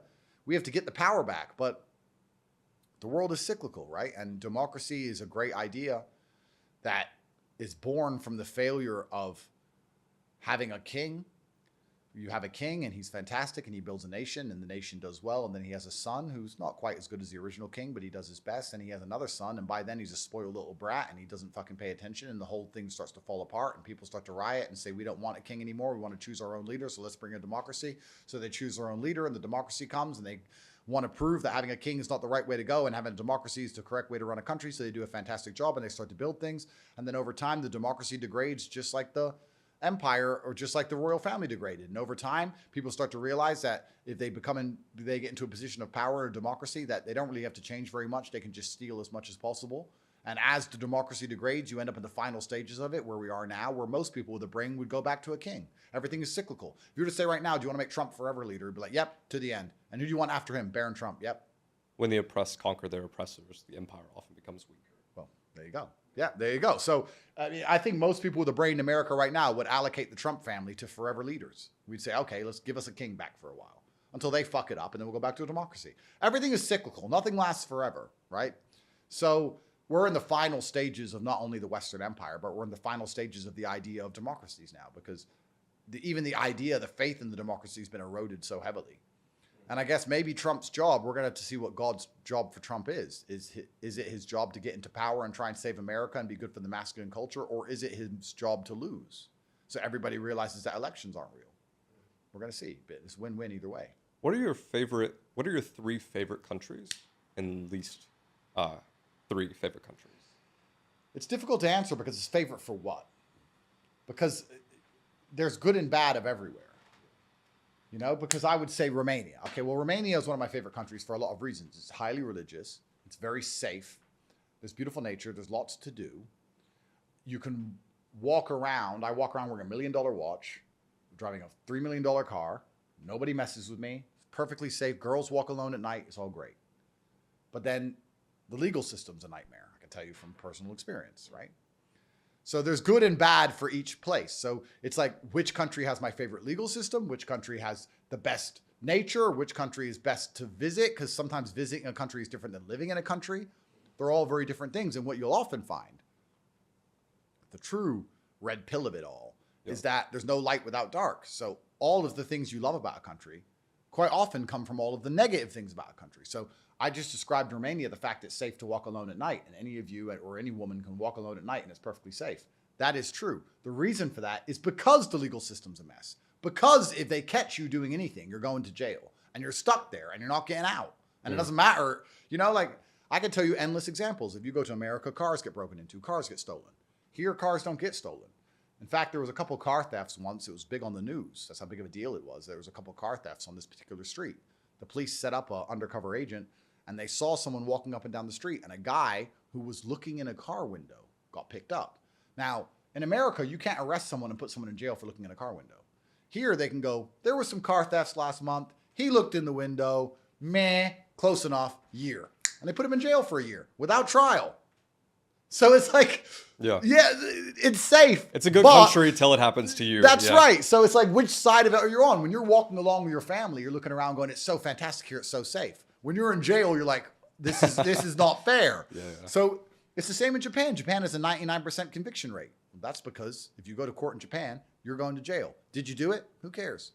Society's safe. So it's like, do you want what's best for the ant or do you want what's best for the ant farm? They're different things. If you're an ant who's been sent to die for the ant farm, you're unhappy. But if you're one of the ants in the ant farm who wasn't sent to die, but the ant farm's safer, you are happy. There's no perfect place. I mean, you look at America and England. Okay, yeah, you haven't got to fear the law as much, but now you have to fear the criminals because they get bail and they walk away, you know, or they get out on some human rights crap, or they only do 2 years or whatever. In fact, the worst country for that is actually America because you have to fear the criminals and the law. They'll fuck you over some financial crimes and they'll let murderers walk. The whole thing's a joke. In England, you don't have to fear the law very much. You only have to fear the criminals, but London's out of control. In Romania, there's no criminals, but the real mafia are the government. You don't want to mess with them here. It's hard for me to say what my favorite country is. Everything like Romania is the U.S. or UK in your bottom 3? Well, I feel betrayed by them. They've betrayed me because they're run by Globo Homo. Like, if I was gay and I was this famous, I'd be standing next to the leaders of the country. And I would be basically above the law and untouchable and celebrated as the beacon of Western civilization. But because I'm not gay, because I go against their agendas, they're trying to put me in jail and they've betrayed me. So now that's not a particularly Western thing. I want to make this clear. We talk about the fact that the Matrix will put you in jail if you speak against authority. That's the truth anywhere. If you talk against Putin in Russia, you're going to die. If you talk against Xi in China, you're going to die. If you talk against a power in the West, you don't die first. First they try jail. Then they'll kill you. I mean, Russia might try jail too. They might give you a chance.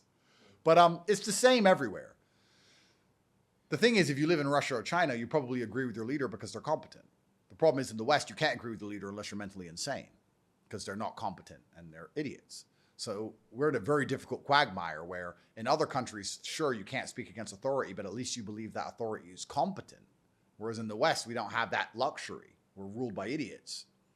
Or I wouldn't even say idiots. They're not stupid. They're treasonous. They know what they're doing. They're not dumb. They're just treasonous and evil, more than stupid. So America and England have betrayed me and abandoned me because of my views, which makes me feel kind of homeless. I mean, it's kind of sad to think that your host nations have betrayed you. If I was Azerbaijani and I was this famous, I'd be one of the most respected men in Azerbaijan. I'd be having lunch in the presidential palace with the president of Azerbaijan. Everything would be fine. My nations should be happy for what I'm doing. What am I doing? I'm teaching young men how to make money. I'm inspiring young men to work hard and go to the gym. I'm inspiring young men to stick up for what they believe is right. I should be celebrated as a cultural phenomenon. Instead, I'm attacked. So yeah, I've been betrayed by them, and it makes me feel quite sad because I am patriotic and I do love both nations. But what can you do when they're run by a homosexual mafia who are mad at anybody who doesn't want to shove his dick off? What can you do about it? And I mean, I'm not Russian. I can't say, oh, I love Putin. I love how Russia thinks. I'm Russian. I'm not actually Russian. I don't speak Russian. I'm not actually from there. And what's another thing that's interesting when you get to a certain level of fame and wealth is that you realize why people stay in the countries they're from. Because if you're a Brazilian billionaire, you stay in Brazil quite often. If you're an American billionaire, you stay in America quite often. You say, well, why is that? Well, at a certain level of influence and wealth, you become a target, not just for criminals, but also for governments. If I move to somewhere obscure, right? Let's say I move to, I don't know, Uzbekistan. I'm going to move to Uzbekistan. Everyone leave me alone. You're telling me that Uzbekistanis aren't going to sit around going, we have one of the most famous rich men in the world here. Has he given you any money? Has he given you any money? Has he given you any money? No, he hasn't paid nobody any money. All right, okay. That's fine. Years go by. I keep talking about Uzbekistan. I'm living in Uzbekistan, living this great life, sleeping with their women, driving on their roads. You tell me sooner or later someone, even if it's not at the top level, even if it's a lower level, even if it's a lower police chief, a judge, whoever, I've had enough of this. He better pay me something. And before you know it, you're in a cell again for some reason, you know? I'm sure if I would have given enough money to Romanian political parties, this wouldn't have happened to me. And I was asked often if I wanted to invest. And I thought, I don't want to donate. I don't want to donate to the wrong team and get myself in trouble. So I tried to stay out of it. Then when you're in jail, they're like, oh, so which political parties did you donate to? Because you can call that. I was surprised that you didn't, actually. Well, I tried to stay out of politics because that's how you get in trouble. So I thought I'll just stay out of it. I'm American. They won't mess with me because I'm American and I'm good for the country. But once America gave the green light to do it, because they had to ask. Do you see yourself becoming a donor now? Well, right. I don't. That's what I mean. I don't know anymore. People keep saying to me, Andrew, where are you going to go? I don't know. My host nations have betrayed me. All the countries I'd like to live in are still under. Would it be an Islamic country or a Muslim country? Well, yeah. I was going to say most of the countries I'd like to live in, besides, let's say, Dubai or Saudi Arabia, etc., but even those, they're still within Western Hemisphere in regards to influence. If the American government wants you, it's very hard for a government to say no. That's the American government. As clown world as they are, if the American government's like, we need this guy, it's very difficult for any government, Dubai or anywhere else, to say, no, we're going to protect him. Because I'm not from there. I'm not their guy. It's different if I was Saudi and I'm in Saudi and Americans want a Saudi. But when the Americans want an American in Saudi, they're like, are you really going to fuck everything up between us over this dude? You don't even know what he's done. He's done this, this, this, and this. And the Saudis don't know what they're lying on. They're like, oh, okay. And they get you. I might become a pirate. I'm thinking of buying a yacht and going out to international waters and living a few years at sea. Problem is I hate the ocean. And I don't swim in it ever. But maybe I'll just, to make a political point that I can't trust any nation now on Earth. I'm going to go live on a boat somewhere until they eventually raid me with helicopters. Black SEAL Team 6 turn up to take me to jail. Or maybe you'll go to space. Yeah, maybe. There's got to be somewhere I can hide. I don't know. But I don't think I'm as big a target as I was at one point when I was all over TikTok and I was everywhere. TikTok's managed to get rid of me with a very sophisticated AI algorithms now. So I feel like they're going to allow me to live. So we have that little back camera there, Yeah. the back of your head, because your face is banned. Well, my voice is banned. We'll change it up a little Yeah, bit. good. So change up the voice, don't show the face, and you should be okay. We'll AI you to sound like Kamala Harris. They'll push it even further. So I have to laugh more then. I have to speak in rhyme. Yeah. You quoted Adolf Hitler a while back talking about Muslim soldiers being preferred in his army over Christian ones. The quote was, "It's been our misfortune to have the wrong religion. Why did it have to be Christianity with its meekness and flabbiness? Islam was a religion of men, and hygienic too.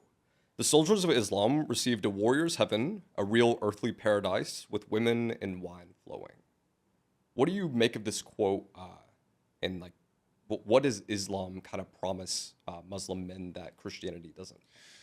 I have to be very careful how I answer this question. However, I do believe that Islam as a whole is a more patriarchal religion, and it creates a more patriarchal society. And he's right about it being a warrior's religion as well. That's true. I'm careful to talk about Islam because the beauty of Islam is its rigidness, the fact that it doesn't bend like Christianity does. But that also means when you talk about it, you have to get everything completely right all the time because you can get in trouble.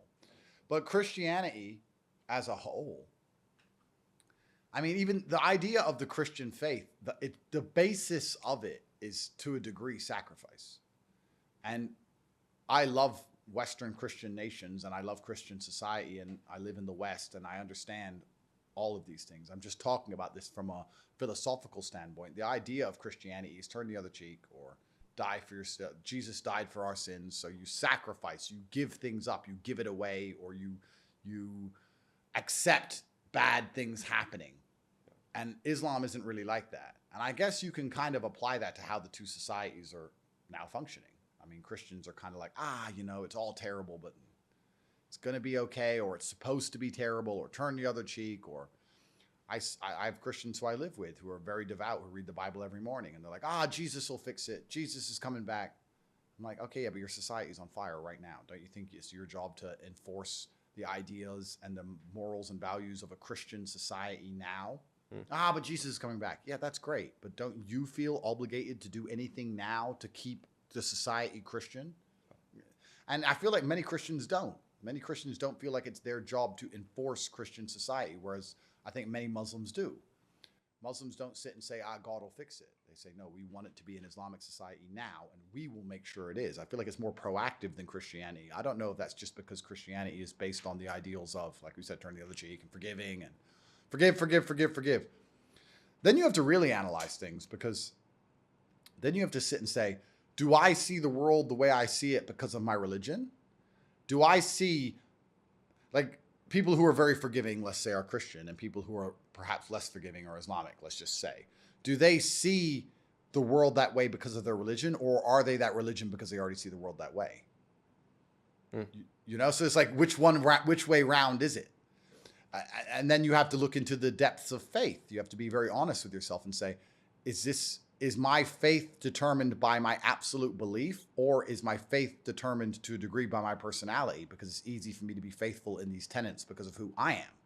Or is it about God, or is it about who I am? Many people, it's probably tradition. Well, yeah, a lot of it Not is. a lot of people switch. Well, a lot of it's where I'm born. Yeah. Where you're born, the end. But if you want to seriously actually analyze your faith, you have to sit there and go, is it because I was born here and I was told I was this one? Is it because I've done research and I've chosen? And then if I've chosen, is it me choosing things I already agree with, or is it because I believe? It's very interesting to actually go down that rabbit hole. But I don't know. Personally, I saw the Olympics and I went and protested in the name of Christianity, and I'd like to see Christians do a lot less cheek turning. You're out of cheeks. You have no cheeks left to turn. And your society is now being degraded, and your prophets are being mocked. And I think it's time to get back to the crusading type of Christianity instead of the forgive everyone, Jesus will fix it type. Because if you, well, the thing is, we can take it away from religion because it upsets everybody. But the truth is, if you have any idea on the planet and you don't defend it, the idea won't last. Victors write history and might makes right. And if you're going to allow yourself to be attacked and never ever reply, or never ever enforce any boundary, you're not going to have anything left at the end of it. It doesn't matter if it's 2 + 2 = 4. If you're not prepared to defend that idea, and the people who believe 2 + 2 = 5 are ready to kill over it, well, then you're going to lose the math is going to change. Yeah. That's the reality. So we have Western societies now where they're not prepared to defend Christianity at all. They're not reproducing or having children. And then they seem to think that it's all going to be okay in the end. Well, perhaps if Jesus comes back like you believe, it'll be okay. But if he doesn't, population dynamics ensure, along with the basic dynamics of how power works, you're going to be replaced. There's a huge power vacuum in the West. The reason Islam is growing in such strength is because most people in the West feel like they can either be Islamic or be gay because there's no other real power structures. Those are the only two ideals you can't criticize. You can criticize Christianity all day long. So Why do Muslims have so many children? well, I mean, we can talk about it being an Islamic thing, but also in many ways, it's not just an Islamic thing. It's a third world thing because a lot of Islamic countries are third world, but we can look at migrants even from South America, perhaps who are Christian, or from Africa, Christian nations still have a lot of children. There's a lot of African Christian migrants who come to the UK or come to the West and they outbreed the native populations. The reason for that is because the closer you are to survival, the closer you are to your gender roles. If you were to get 5 men, 5 women, strand them on an island, the men would go hunt and the women would collect berries. And, no one would be arguing about feminism. Everyone would be doing their job, what they're naturally inclined to do. So the closer you are to survival, the more difficult your life, the closer you are to gender roles, because gender roles give you the optimum chance of survival. So you have people who are from difficult parts of the world, irregardless of their religion, and they're close to their gender roles. And the female gender role is reproduction. A woman is supposed to have children. That's what her body is built to do. A man's body is built to work. That's why we're big with muscles. And a woman's body is built to have children. That's why she has a uterus. And that's why she has periods. That's what she's meant to do. So that's the basic gender role. And we've fallen away from that in the West to the point now where the native women of the West, they don't want to have kids. If they do want to have kids, they want to make sure that they already have a huge house and their husband has a whole bunch of money and they get to have a nanny and they get a professional photographer to photograph the kids for their Instagram page. And they're not interested in actually having a bunch of children. They're interested in all this other garbage instead. So, I mean, people have 1, maybe 2 kids. They don't have 6, 7, 8 like they used to. Do you believe the purpose of a woman's life is to have children? I think it's the most important thing she could do. I think it's the number one thing she'll be happy she did when she's older. But I also understand why women aren't having kids, because we're now living in a society where women are in so much constant competition, even for men. So you have women who are sitting there and they have a boyfriend, but they're like, oh, I've seen this love story on TikTok about this girl who got picked up on a private jet. That's never happened to me. My boyfriend can't afford a private jet. Do I really want to have kids with this guy, or do I want to hold out? Maybe I'll get one of those guys. I've heard that exact conversation. Well, before. there you go. So women are now holding out for this Disney fantasy bullshit. Then you end up in a society, which we're currently in, where 90% of the women are chasing 5% of the men. And then if they even do get one of those 5% men, then they start complaining that he's not loyal. Well, duh. Every chick in the world wants this guy. What do you expect him to do? Fall in love with just you? But you're going to tell him about your Twilight insights? Really? Oh, you're that special? No, you're not that special. You're a pretty young girl like most of the pretty young girls are messaging. So everything's fucked up, right? And then women can either have the choice of having children with this man and being one of his many baby mothers, or they have to accept that they're not going to get perhaps the man they saw on TikTok or Instagram and have a kid with him, but then they're going to be resentful towards that man and not treat him the way he wants to be treated, which is going to not allow him to feel like king of the household, which means when COVID comes along, they're all going to end up wearing the mask and getting the fucking injection. Everything ties in together, how messed up it is. But yeah, things were much easier when a small town girl met a small town man and they had 6, 7 kids. That was society. Yeah. Family was society, but now that's gone. Women don't want to have children anymore. And I mean, you can look and say a man's job is to build. We're building more buildings than ever before. A man's done his job, but all the Western populations are declining because women are not doing their job, which is have children. You do not find women nowadays who are 21 and go, I'm 21, I need to start having kids because I need to have 8 kids. None. So then what's the answer? A government's answer is pretty simple. They're like, okay, our populations are declining. We'll just import people. Because from the macro, if you zoom out far enough, everything looks the same. We can see the difference between that cup and that bottle right there. We can. But if you view it from space, they're just 2 dots. So from the governmental level, they don't sit and think, this person from fucking Syria, Afghanistan, God knows where, isn't the same as the local people. They just think person. So go. We need more people. Women aren't having kids, bring people in. I mean, if you want to be a conspiracy theorist, you could argue that they're deliberately using feminism and LGBT to stop the native women from wanting to have children, because feminism prevents women from having children because, one, it makes them want to pursue other things, and two, it makes them unattractive to men, and it makes men not want to marry them because no man wants to marry a feminist. No man. And then also they use feminism to decrease masculinity, which then in turn does the opposite effect. No woman wants to marry a man who isn't masculine, so nobody's meeting up anymore. They're doing this to destroy the birth rates of the native populations because the native population has grown decadent and we expect holiday pay and safe working conditions. So they want to get rid of us and just replace us with third and second world slaves so they can make as much money as possible. That's a conspiracy theory, you could argue. But they certainly need people and we don't produce them. And if you say to the average woman, like, you know, what would it take for you to have a kid? Oh, I'd like a holiday home in this house. I need to live my life first. I want to finish my career. I want to have fun first. I haven't been here. I haven't been there. I need to go on holidays. Woman, your job is not to get bags and get Instagram likes and go on holidays. It's your job to have children. That's your job, you know? But women have forgotten that. They've been trained out of that. They've been psyoped out of that. It's all Sex in the City. Fuck everyone you can. You should have your own career. You should have your own money, blah, blah, blah. I was actually saying this last night. I have a Ferrari 812. In fact, I have 4 Ferrari 812 competitions. It's a $1.6 million car. I think it's the only one here in Romania. And I was talking to the girl I was with, and I was saying, the difference between the masculine and the feminine is so pertinent if you look at anything, because the masculine world is built on competence and the feminine world is based on being beautiful. I said, that is a $1.6 million Ferrari. I've never seen a woman get one via competence. I've never seen a woman go, become smart, and learn how to do something and make enough money to buy a $1.6 million Ferrari. Now, I'm not saying it can't be done. I'm not saying it's not been done. I haven't seen it.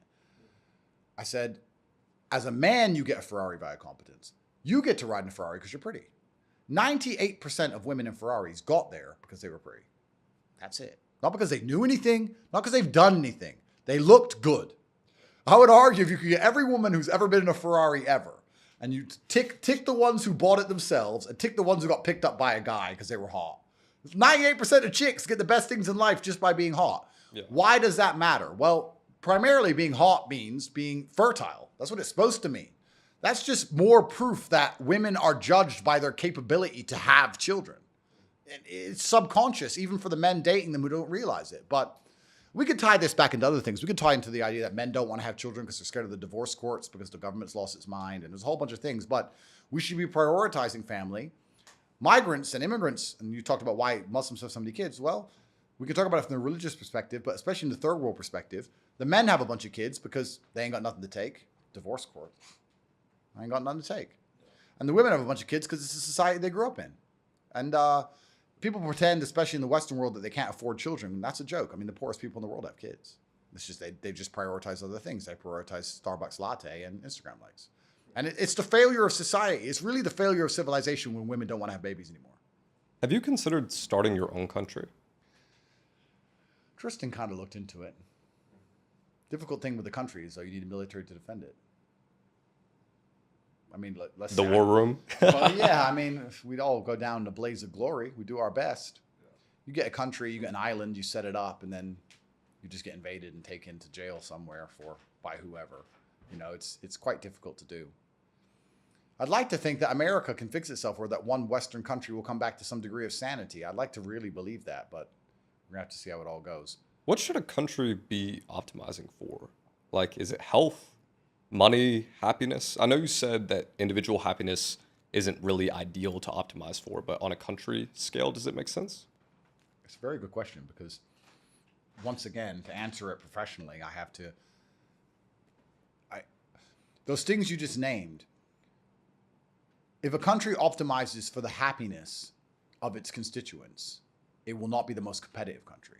If a country optimizes for the competitiveness of its constituents, it will not be the happiest country. But then are these two countries in competition? Because if they are, or most are, you should probably optimize for competitiveness, because otherwise you're going to have a very short-lived, happy country which is eventually destroyed. It's kind of what's happening now, right? You have China, which is a collectivist society, and then we have America and these other countries which are individualist. But collectivism is going to win in the long run because all the ants work for the good of the ant farm, and they're prepared to sacrifice for themselves for the good of the ant farm. So in the end, collectivism is going to win.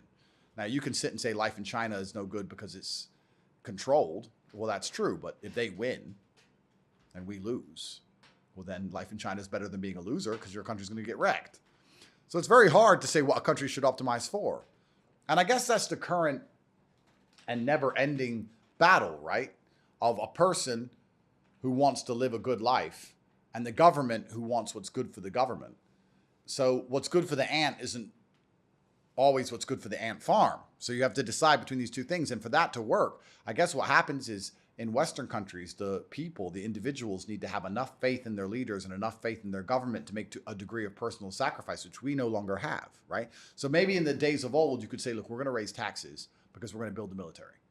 And most Americans would say, okay, I accept and understand that because I believe in my government. I believe in my military. I believe that my government does not waste money. I believe that the wars we get in are just and essential for our defense. I believe this is a good thing. We no longer have that in the West. Now, everybody hates the government because we know they're incompetent cowards and liars and they betray us. So we only want what's good for us. We don't want anything that's good for government. But then how can our government compete with other world governments if they don't have any true control of the population, if they can't do a draft or they can't control no one listens to them or no one wants to pay the taxes to them? It's all a mess. It's difficult. What China has, it has collectivism, but people believe in the leader. So they're like, this may be bad for me, but it's good for China, and I believe in the leader of China. Would you ever optimize for health? Well,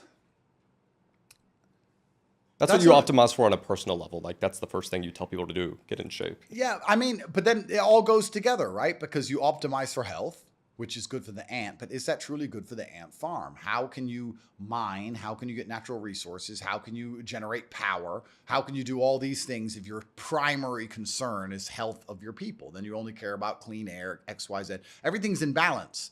Because if you only optimize for health, you get invaded. Lose. Yeah. You're going to lose.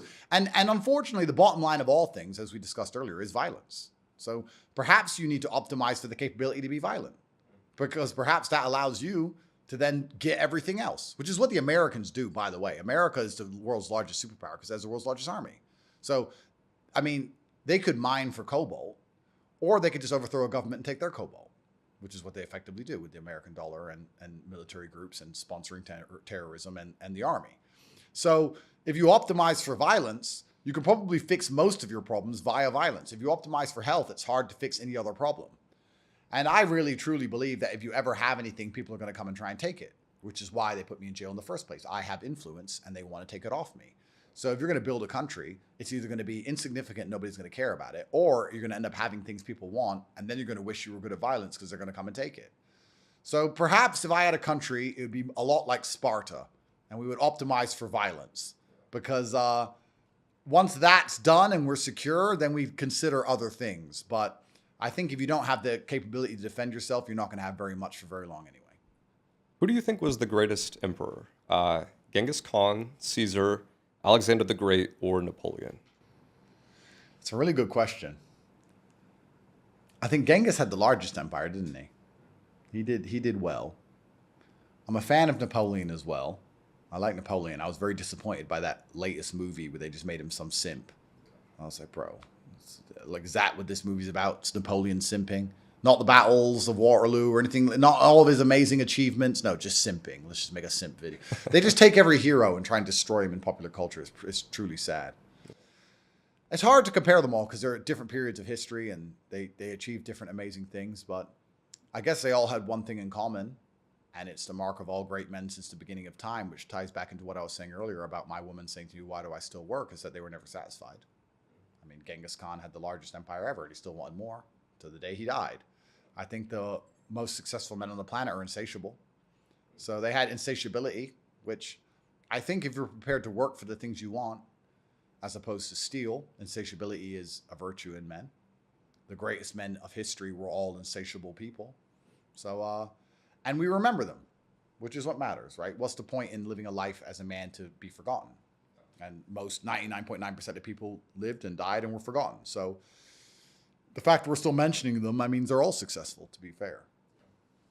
This is kind of random, but a trait that was noticed among like some of the highest performing men of all time, like Steve Jobs and some of these emperors mentioned, was that they were light eaters. Are you a light eater naturally? I'm a super light eater. That's really interesting. Yeah, but it's because I think your focus is so on your mission that you kind of forget about food. Yeah, I think you're just the kind of person who doesn't value comfort in general, right? And what is eating? I mean, what is eating excessively? You eat to stay alive, of course. You're a light eater. But if you're going to eat excessively, you're going to be tired and you're going to be full, and you like the idea and the feeling of comfort, and you like the feeling of, you know, feeling full, I guess, in itself is a comforting thing. If you're used to the idea of adversity, then you're not going to be interested in just eating until you're comfortable all the time. For young men, I think it's just a comfort-discomfort dynamic. Would you recommend fasting for young men? I eat once a day. When I was younger, I used to eat more, but I'm old now. How old are you? 23. Oh, yeah. bro. When I was your age, I could eat whatever I wanted. I know I'm starting to sound old now, but past 30, you actually have to eat a lot less. But I think feeling hungry is a good thing. Yeah, I think being hungry puts you in a state of mind where you struggle to sit still, and you'll get things done, and you can put that energy into you can put that in an effective manner. I mean, what is hungry? Once again, I need food. Listen, you can go 8 weeks without food. We ate 2 hours ago. What do you mean you need to eat? I think it's just the mindset of it. I think fasting is good for you, and there's a whole bunch of medical and health reasons for that, but a lot of it's the mindset. If you're a full-grown man and you're hungry and you're having a panic attack because you can't get hold of some food for an hour, then you're a dipshit. Then you're never going to be able to deal with any of life's genuine struggles. Like, you're hungry, shut up. Don't even mention it. Why even tell anyone? I've always found that amazing that people tell people. You're sitting around people like, man, I'm so hungry. What do you want, therapy? I mean, there's no food here. Like, shut up until there's food around, or go get something. I don't know. It's just, to me, it's just a degree of broadcasting weakness. Like, I need to eat. I'm hungry. I need to eat. I'm hungry. What are you, a baby? That's what babies cry for food. Like, to me, it's also gay. It's just gay. If you're hungry, just shut up and eat. Eat, and you could eat in 2 days from now. You'd be perfectly fine. Do you think crying is signaling? Yeah, I think Like, it's like an ask for help. Yeah, well, I mean, babies cry because they want attention, and women cry because they want attention. And I don't know why men cry as much. Women cry to try and manipulate you primarily. I think men probably do it for the same reason. You're trying to elicit sympathy. But I think men cry a lot less often than women because we understand that sympathy is a lot harder to come by. It doesn't work. So And no one's coming to save you. No one's coming to save you. So, I mean, if crying worked as well for men as it does for women, men might cry more often, but it doesn't work very well. So most men don't bother with it. But women get to cry, and they can elicit sympathy all the time. Female crying is a superpower, right? If a woman attacks you and hits you and you don't touch her and the cops turn up and she's crying, you're getting arrested. Yeah. So it's just the way it works, right? But if the man was crying, they'd be like, weird, unstable, arrest him. You get arrested anyway. We're more likely to get arrested if you're crying. Yeah. So yeah, it's strange. I think there must be some human psychology. There must be some study somewhere that explains why people cry and why it's done. But I think to a degree it's to elicit sympathy. But I don't operate from that frame. I've never wanted people to feel sorry for me. I don't want anyone to feel sorry for me for anything that's happening to me. I put myself in this position. I decided to do it all. I could have shut up. I could have took 50 mil. A lot of things I could have done. I didn't do it. I'm here because I wanted to be, because I'm a full-grown man. It's my decisions, and I'm prepared to deal with the good and the bad that come with all of them. There's no light without dark, and I do not want people's sympathy. People can understand it's unjust. People can feel angered at the injustice, and and that's a very masculine response, but I don't need sympathy from anybody. Back to the country thing. You're basically a global citizen. You're a mixed race man, Muslim. Are you pro segregation or separatism? Yes, because I feel like the beauty of cultures are lost when they're all separated. If you have coffee and orange juice and apple juice, they all have unique characteristics and taste good. If you mix them all together, you have nothing. So I think that the beauty of cultures are seen in their separateness, right? The fact that Japan is so amazing to visit is because it's Japanese, right? In 100 years, when it's full of everybody, it won't be Japanese anymore. Then going to Japan will be the same as going to any other Western city, and that destroys the point in traveling at all. I also think that a lot of people, I mean, the most homogenous societies typically are the safest. Not everybody is smart, and not everybody is calm or sane. And perhaps you need as many things as possible to try and hold the fabric of society together. We talked about thin cultures and thick cultures. Perhaps the thicker a culture, just the better it is, considering at least 50% of the people you walk past are below average intelligence. There's a whole bunch of dumb people out there, and perhaps it's easy for the world to get along if these dumb people look around and go, well, everyone else is like me and I'm like them, and I don't want to hurt them because they're like me, and we all think the same, and we're the same people, and there's some unifying factor. There's very little unifying in the West. We keep talking about how diversity is a strength, multiculturalism is a strength, and diversity is a strength. Is it? I don't know. Is it? I mean, there are some countries that have managed to do it. Dubai's managed to be massively successful with an 80% immigration rate from all different cultures. But it's one city. It's not a country. And they kick you out if you do anything bad. And the legal system's a different level, right? So they'll, like, if Nigerians start committing crime, if there's 2 big crimes committed by Nigerian men, they'll kick out all the Nigerians, and they'll take the visas from all of them. They'll say no Nigerians can come for 2 years. America can't do that. America can't say one Chinese man committed a crime, so we're stopping visas from China. So who do you see as American? Because you, Trump, who do Americans see as American? Yeah. Well, this is the thing, right? So when we had orange juice and apple juice and coffee, and now what do we have? I don't know. What is an American? Is an American someone who sneaks across the border and is just born there? Is that an American? If you're not going to divide the country by race or ethnicity or religion or language, like most countries do. Like if I go to China with my wife and we have a kid, no one in China is calling that kid Chinese. No one's going to say, that's a Chinese child that was born here. Nobody. If we're going to do that in the West, well, there's very important things we must do. First, we have to ensure everybody's treated fairly under the law, which is the thing that England's already lost, because you have a 2-tiered system inside of a multi-ethnic democracy. That's a big problem. But secondly, you need to have something that unifies people, even if it's just respect and love for the flag. If they're not going to be unified by ethnicity or language, or even a version of history, right? Because the version of history a Mexican person believes and understands about Mexico and America and the war that happened and all these things is very different than the version of history the American believes. If you're not going to have any of these unifying factors, culture, songs, anything, you need to at least be unified by love for the country, at least. And one of the things Dubai has is that everyone feels blessed and lucky to be in Dubai, and they don't want to leave. Whereas there's a lot of people in America who don't really feel that way anymore, and they don't love America. So what makes an American is someone who loves America. But then, once again, we've now entered the post-truth world where everything's subjective. So what does love for America mean? Because the left believe they love America as they burn it down. And the right believe they love America as they try and preserve things. I agree with the right personally, but the people on the left go, no, I love America too much to let it be racist. So, like, once again, what is love? It's subjectiveness. We don't have any unifying factors. There's nothing that unifies people anymore. So what is an American is becoming more and more difficult to answer. It's not the passport. It's not a skin color. It's not a language. It's not a religion. And then I would say it's love for America, but even that's becoming damaged. At this point now, what is an American? I'd say a Trump voter. If you're not voting for Trump, you're not an American. That's how I now view it. But Trump won't be around forever. What comes after that? I'm not sure. Do you believe women should have the right to vote? You know, as a world-famous misogynist, it would only be fitting for me to say no. Well, what is a vote? Like, what is a vote? Why do you think votes happen?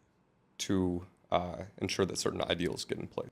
Well, what is a vote replacement for? A vote is a replacement for a war, right? So the leader died. Who's going to be the new leader? Well, I'll get my guns and you'll get your guns and we'll fight and we'll see who the new leader is. But wars create a lot of bodies and wars are very expensive. And if you needed to have a war every time someone died, you wouldn't get very far as a country because you'd have constant and endless destruction, right? So a vote is a replacement for a war, effectively. And in the voting system, there's going to be a large percentage of people who are going to be unhappy with the result, but you accept the result because it was fair, supposedly. But that's no longer fair. So why should anyone accept getting a result they don't like if it wasn't fair? Which is very important. But what's really interesting is that voting was supposed to be a replacement for war. But now we have 2 very distinct teams. You have a team of masculine men and feminine women versus masculine women and feminine men. So you have 2 teams. You have the right and the left. But if it was a war, the right would clearly win. So are votes now still a fair representation of war or replacement for war, where if it was a war, the right would clearly win the war? So is the voting system even still applicable for what it's supposed to be? I mean, Should we have any voter regulations in Well, place? I mean, also my view, to be honest with you, actually, is that the people who should be able to vote are the people who, I would say, landowning males or tax-paying males, typically, or you could say tax-paying citizens. You should be having to do something to get a vote, right? I don't Like a minimum amount of taxes, you think? Yeah, Or just contribute to the system. At least. If you're a tax-paying adult, let's say, you should be able to vote. I won't say women can't vote. yeah. But the fact that women can vote and affect something like a war where only men go die, I think is very sad. And they'll say, not only men die, women are in the military. Only men die in wars. At battle.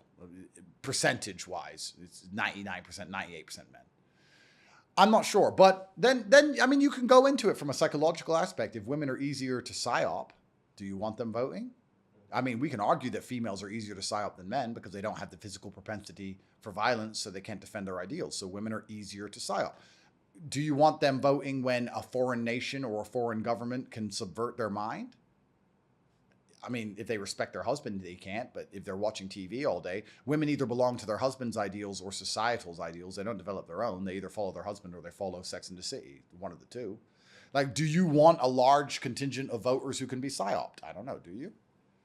Well, if you want a very fair if you want a very fair country and a very fair democracy, perhaps you don't want that. But if you don't want it to be fair, if you want to be able to put something on the news that Trump is a racist and convince half the population that he's somehow a bad person, even though he hung around with rappers every single day until he ran for president and was never called racist ever, and you want them to vote a certain way, well, then you do want a certain contingent psyopable. I don't know. I mean, it's difficult to answer. Should women be able to vote? A lot of the problems we are facing would go away if women weren't voting.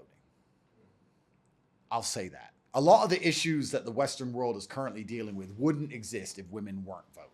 Many women would claim it's unfair representation that they can't vote, especially when there's legal statutes relating to abortion, for instance. And I know you probably are under the assumption that abortion isn't just a female issue. I think that's very fair. But on birth control and abortion, I'm curious, do the women you date take birth control? Well, the thing is about the abortion argument, the thing that's so interesting about the abortion argument is that not getting pregnant is very preventable. I don't see what this obsession with abortion is, because not getting pregnant is extremely avoidable. There's contraception for both genders. You could track your cycle or whatever. There's a whole bunch of ways you can make sure you don't get pregnant. The fact that you need option number 9, the most gruesome and morally repugnant option to ensure you don't have a child, and that option number 9 is so important to you, just shows a lack of maturity and planning in general. That's the first thing. Second thing, when they say, oh yeah, but women should have rights to vote for what happens to our bodies, that's not a female argument. Like, a lot of things happen to men bodies too. A lot of things happen to human bodies I mean, men get sent to war to die. Like, what are you talking about? And the last point about this whole abortion argument, which I don't think it has anything to do with killing children, really. Because they talk about, what if you were raped? Okay, yeah, but exceptions don't disprove the rule. Yeah, Let's not talk about- 0.1%. Yeah, stop talking about stupid shit. It's an emotional argument they use to rile women up, to control them, which actually ties back into what I just said earlier about psyoping. They are psyopable. If you want an abortion, you're not going to be able to get an abortion. They're trying to control your bodies. They're going to take your freedom away. And women are sitting there believing the psyop. And like I said, they're voting for a candidate, ignoring all the important issues I named earlier, World War III, inflation, crime rate, etc., because they feel like, my body, my choice. I'm going to be a slave. You shouldn't want an abortion. And it's easy to avoid an abortion. Would you ever have an abortion? Well, I would never allow any woman I ever date to have an abortion, ever. But the fact that women won't sit there and go, okay, yeah, but I won't have an abortion. I don't want one. And I'll never put myself in a position where I need to get one, because that doesn't sound very nice to do. Like, it's all just a psyop. It's all just emotional control. The reason the American election is probably the only one in the world where abortion is even mentioned. Even in other Western countries, they don't do this. In England and France, they don't talk about abortion. Do the women you date take birth control? No, they don't. And the birth control argument, I don't know actually very much about, but I have seen a lot of studies as of late about why it's very bad for women, and it can be very bad for them. And I've been lucky, I guess. The women I know don't take it. Perhaps that's why I like them. Perhaps that's why they're not crazy. I don't know. But I know it's supposed to mess with you hormonally very badly. But I just find it crazy that they can pull out this abortion card and use it to rile up women and psyop them into voting for a country's demise anytime they want. I guess that proves, I mean, perhaps the abortion argument in and of itself is an argument for why women shouldn't vote. They can pull up a stupid subject and they can psyop you into voting for the country's demise for a procedure you should never want, which is perfectly avoidable, which you probably won't even need. You will still vote for the country's demise if they say the right words and get you emotionally invested because you are so weak you can be psyoped into destroying society. Maybe that's proof in and of itself that women shouldn't vote at all. This is a little more lighthearted, but what's the most aggressive thing a woman's done to gain your attention? I've had stalkers, yeah. But my brother has a stalker right now, but she's unbeatable. She's the best of the best. She's the best of the best. But I'll let him talk about that. I'll ask him about that. Yeah, I've had stalkers. And you know what? Having a stalker, even me as a full-grown man, I very much sympathize for any woman that has a stalker because it even makes me nervous. When someone is everywhere you go or trying to turn up everywhere you are, even me as a man and her as a little girl, it's weird. So Pretty much every girl I've dated, I feel like, has had a stalker. Is that the case with you? Well, yeah, it's super common and it must be extremely intimidating. Especially for social media. Yeah, girls, yeah, it must be very intimidating. So I've had a stalker. I get love letters all the time. I have girls turn up at the house randomly. I get presents all the time. I had women trying to send voodoo magic or gypsy magic to make me fall in love with them. Did it work? No, it was funny because this girl who I kind of knew I went on a few dates with, but I wasn't that interested in, she promised to cook me some food. And she's a gypsy, like Romania has a gypsy population. And my house cleaner's a gypsy as well.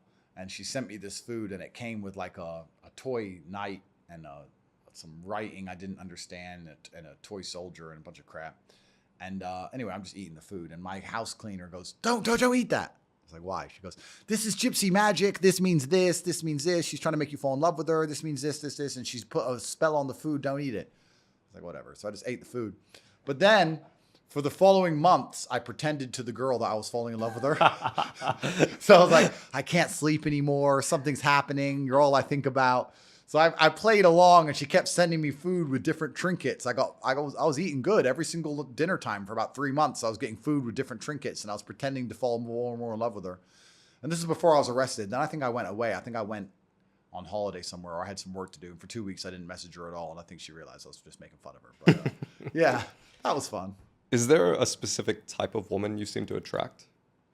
Maybe not just gypsies. Yeah. She was a pretty gypsy. I mean, nothing against gypsies. She's Yeah. very pretty. But yeah, I get endless love letters. I mean, if you ever want to get a lot of women, just become a famous human trafficker. They seem to like that one, human trafficker. Well, I mean, it's unfair for me to say, right? Because I'm very well known and I'm known for having money.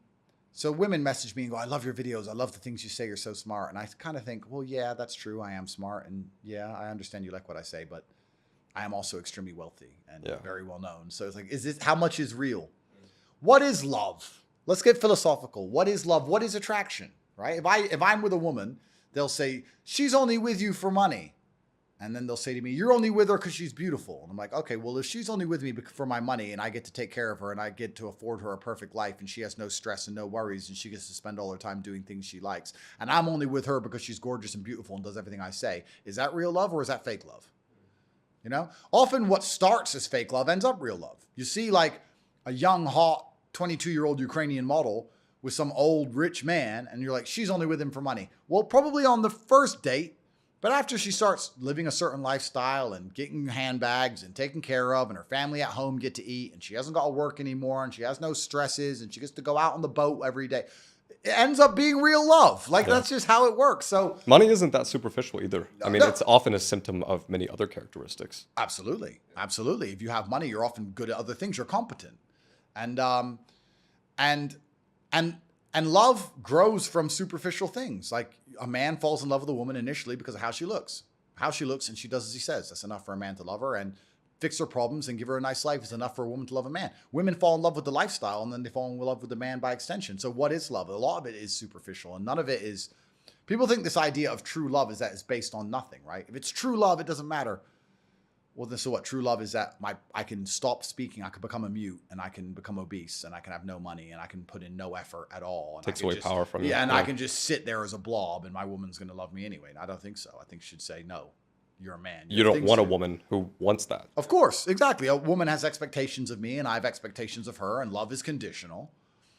And it's built on certain things. So, yeah, it's kind of funny. People say, women only love you for money. I'm like, well, that's maybe true, but it's real love in a way.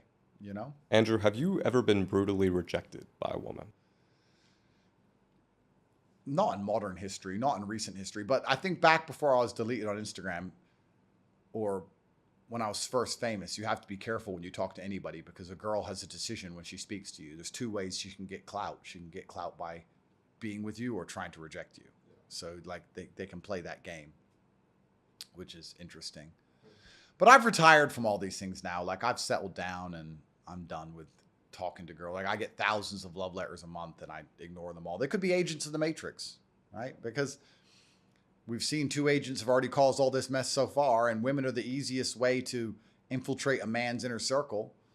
Women are agents of the Matrix. Women are your number one liability as a man. If I want to, be careful what I say because I've got criminal cases, but I'll say it. If I wanted to kill someone, right? And he knew I wanted to kill him, he wouldn't have his location on Instagram where he is at the time, but the girl he's dating would, because they care more about those Instagram likes than anything else. He will take some girl on a date to a nice restaurant and she'll be like, oh, and the plate will have the name, and that's the end of the game, right? The police do it too, whether it's the gangsters and the criminal or the mafia or the police. If they want to get a man, they watch the women because women have no OPSEC. They have no operational control. They don't pay attention to anything. They don't think in that frame. And even if they do, they care more about their likes than anything else. It's all about Instagram. You have to show it on Instagram. You can't take a girl. You say to a girl, I'm going to take you to the best place on the planet, but you can't put it on Instagram. She's like, why? She instantly like, what? I can't show everyone that I went? She doesn't care about going. That's a big test of mine. I'm like, do you pull out your phone when this certain dessert comes out? You know, it's like, that's very concerning. Yeah, absolutely. Because they're just trying to solicit attention from the universe, which means they're also going to solicit male attention. And it also means they enjoy attention. If they enjoy male attention, it's a problem. But yeah, so women are a massive liability. For me to meet a new woman, I'd have to assume she's not an agent of the Matrix, and then I'd have to train her up operational security wise, and I'd have to make sure that she doesn't do anything stupid or say anything stupid or get bitter if I don't do what she wants or betray me later down the line. If I meet a new woman now, how do I know I can trust her in a police interview 3 months from now and she gets arrested? Like, it's easier. I just don't talk to any girls anymore. I've got my wives. I'm settled down. I've got the ones I trust, and I'm done with all the new ones because it's just a headache and a nightmare. What made you realize a girl wasn't the one? I know you don't really believe in the one, but wasn't the one for you? It's a good question. What made me realize a girl wasn't the one for me? I don't think I've ever had that realization. I don't think I've ever woken up and, because if I've ever gotten far enough with a girl to believe she's the one, I was prudent and diligent enough to make sure that there was nothing glaringly obvious. However, I will say that at a certain age, and my age is 37, you do realize that on some level, it's going to sound bad. I don't mean this in a horrible way. I mean this in a positive way. On some level, everyone's replaceable. No matter how in love you are with a woman and you break up with them and you feel like you'll never get over them, yeah, you will. You know you will. And you'll find someone else who's quite different, but has things you like more than you liked the one before. And you do get to a certain point where you realize that no one can break you if they leave because someone else will come and it will be fine. What does heartbreak teach you? Well, heartbreak teaches you primarily, I think as a man, heartbreak is designed to teach you your inadequacies. Because you do get to a certain echelon as a man where women will never leave you. That does exist. There is this magical land you get to where a woman can be like, I hate you so much and all you do is cheat on me and you never even see me and I hate you so much, I love you. Because there's nowhere else to go because they don't want to go down. So at the top of the mountain, it's very difficult for them to degrade. They get there and you do get to that level. So perhaps, when's the last time a woman's left you? Has it been years? Yeah, I have women who I perhaps haven't even seen in years who are still messaging me every day. You know, they came back. Yeah, well, yeah. I mean, but then what is a relationship? This is, again, you go down into, you get into everything gets confusing at a certain point.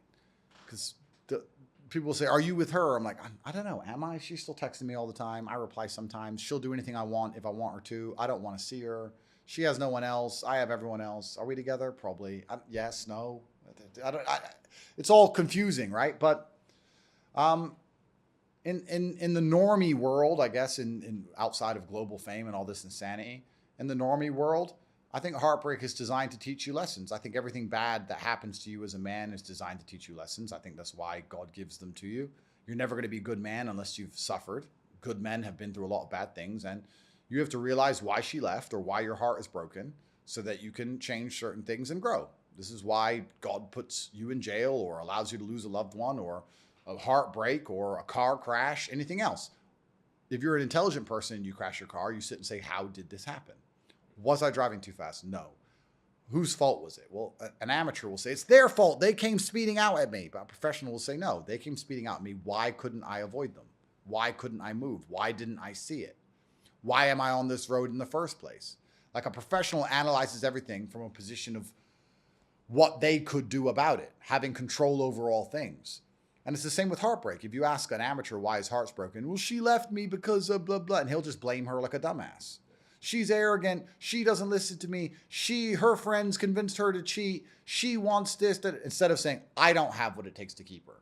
I don't have what it takes to talk in a way that makes her not want to listen to her friends. I'm not important. So if you self-analyze everything, then everything happens for the same reason. Whether, no matter what bad thing happens to you, including heartbreak, it all happens for the same reason, for you to analyze and get feedback. I don't know if this is your quote, but I remember it from years back. It's like, if you were richer and more jacked, she wouldn't have left you. Yeah, of course. Do you think that's usually the case? Well, I mean, you can use, it's hyperbole, but it's a basic version that you could apply. Yeah, sure. If you were more important and more successful, she was less likely to leave you. That's the truth. The thing about life is you become a better person via feedback. You don't ever become a better person via anything else, especially not practice. People say practice makes perfect, and that's the biggest mistake because it's not true. Because I often get asked, Andrew, how do you speak the way you speak? And I say, well, feedback. And they say, well, you've practiced, right? Well, everyone practices how to talk. There's people who've been alive 30 years longer than me, who've been practicing to speak longer than I have, who don't speak the way I speak, for example. It's just an example. You have to feedback. You have to watch yourself talk. You have to see where you've made mistakes. You have to see where you say, like a dumbass. You have to remove it consciously. You need feedback to improve. So if a woman left you, that's feedback. Learn the lessons and make sure it doesn't happen again. Or sit and blame her and pretend it's nothing to do with you and then wait for it to happen to you again because it will. That's how life works. Like feedback I got from jail or my father dying or heartbreak or being stabbed or whatever it is, all of these things happen for you to learn from them. And everybody in life has these events and everybody in life has these traumas they can learn from, but most people are too stupid or too arrogant or too cowardly to sit down, blame themselves, look in the mirror, analyze the entire situation as if it was their fault, and see what they can do to prevent it from happening again. If I get wet in the rain, I blame myself. Why didn't I bring an umbrella? Why was I outside? Why was the car not nearer? Why didn't I check the weather? It's all me. Whereas the average person goes, why are you wet? It rained. And it's not their fault because the sky rains. It's not my fault. I can't stop the sky raining. Whereas I believe I could have stopped myself getting wet even if I can't stop the rain. It's a mentality. If you were born a woman, would you still have the same vision and dedicate your life to spreading the same message? I actually think I have no idea what I'd do if I was born a woman because I think that'd be a dire existence, but that's from the masculine frame because I want to build an empire. And as a woman, if I still thought like that, that would make me a very predatory woman. I'd be dangerous if I was a beautiful woman and I thought like me. Cleopatra, yeah. Yeah, if I thought like me. But I wouldn't think like me because I'd be a woman. I think the best thing you can do as a woman is have a bunch of children. I think it's the best thing you can do is have a bunch of children. I think it's also one of the best things you can do as a man.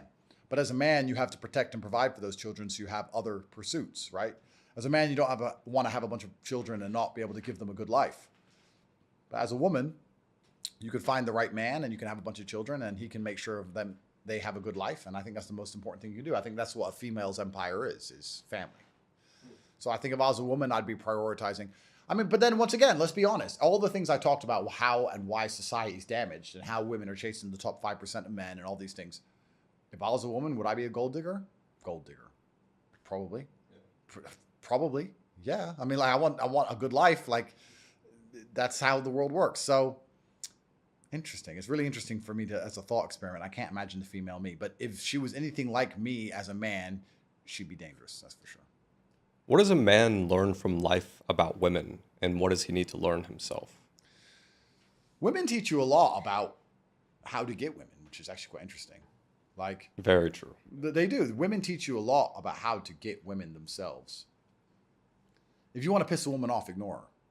Don't insult her. Just don't reply. And you should know that because when did a woman annoy you most? When she ignored you. That's right. So like you can learn so much from them. But women are the prize effectively. Sexual access or access to sexuality has always been a prize for men that effectively had to be earned. You had to go to war and come back with a valor star, or you had to be a king or something to get access to sexuality. So women were the prize up until a certain point, and then if you're a high value enough man, you can say you become the prize, blah, blah. But effectively, women are a fantastic mirror, and how women treat you tell you a lot about yourself because women are ruthless.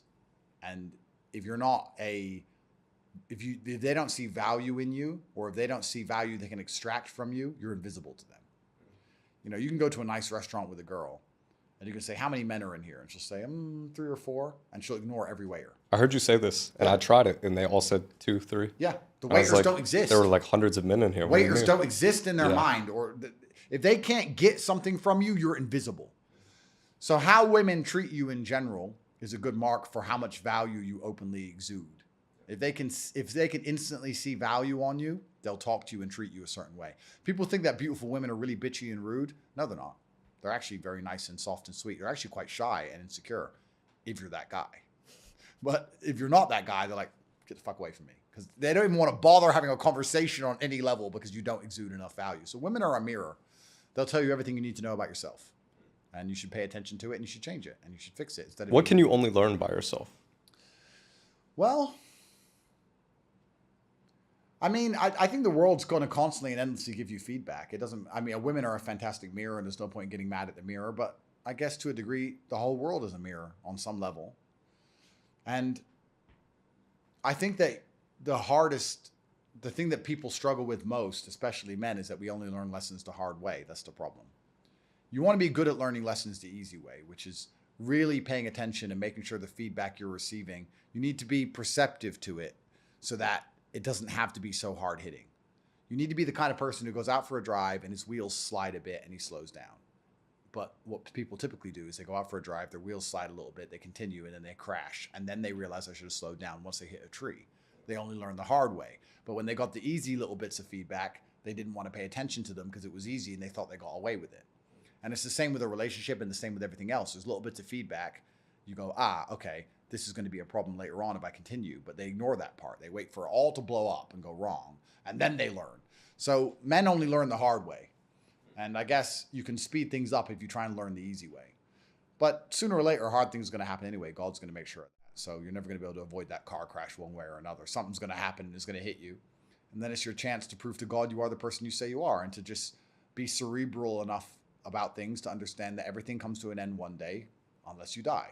And if you die, then it doesn't matter anymore. So, it doesn't, they can throw you in solitary confinement. It's going to end one day or you're going to die. And when you die, it doesn't matter anymore. So there's no point in being completely distraught about it. You have to find the joy in the crack in the sunlight through the roof. And that's life. What else can you do? Andrew, your bond with your brother Tristan is evident. What moment solidified your relationship with Tristan? Oh, we've always been like this. I can't remember us ever not being like this. So it's difficult. Every single day solidifies that. It's hard for me to even say.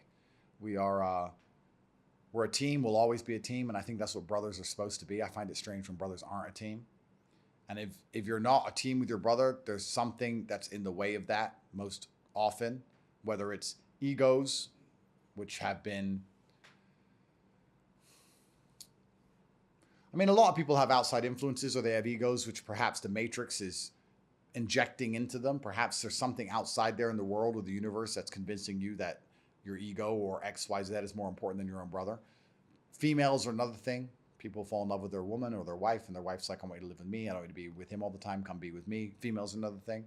But if you're not very close with your brother, something's in the way, so you should find out what that is. And you should then, once again, analyze, is that thing worth more than your relationship with your brother? Maybe it is, maybe it isn't. I don't know.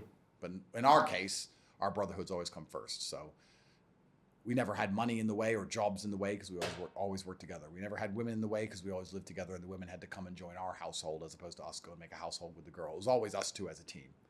And we've always been able to rely on each other. And I know that that is a massive source of strength. But it seems very rare. I was surprised by how rare that was until I became famous. And then people are like, where's the other brothers at? But interesting. It's often said that a true friend is someone who sees the pain in your eyes when everyone else sees a smile. What does Tristan and your other close friends notice about you that the world doesn't see? I think a true friend is someone who expects the best from you, to be honest.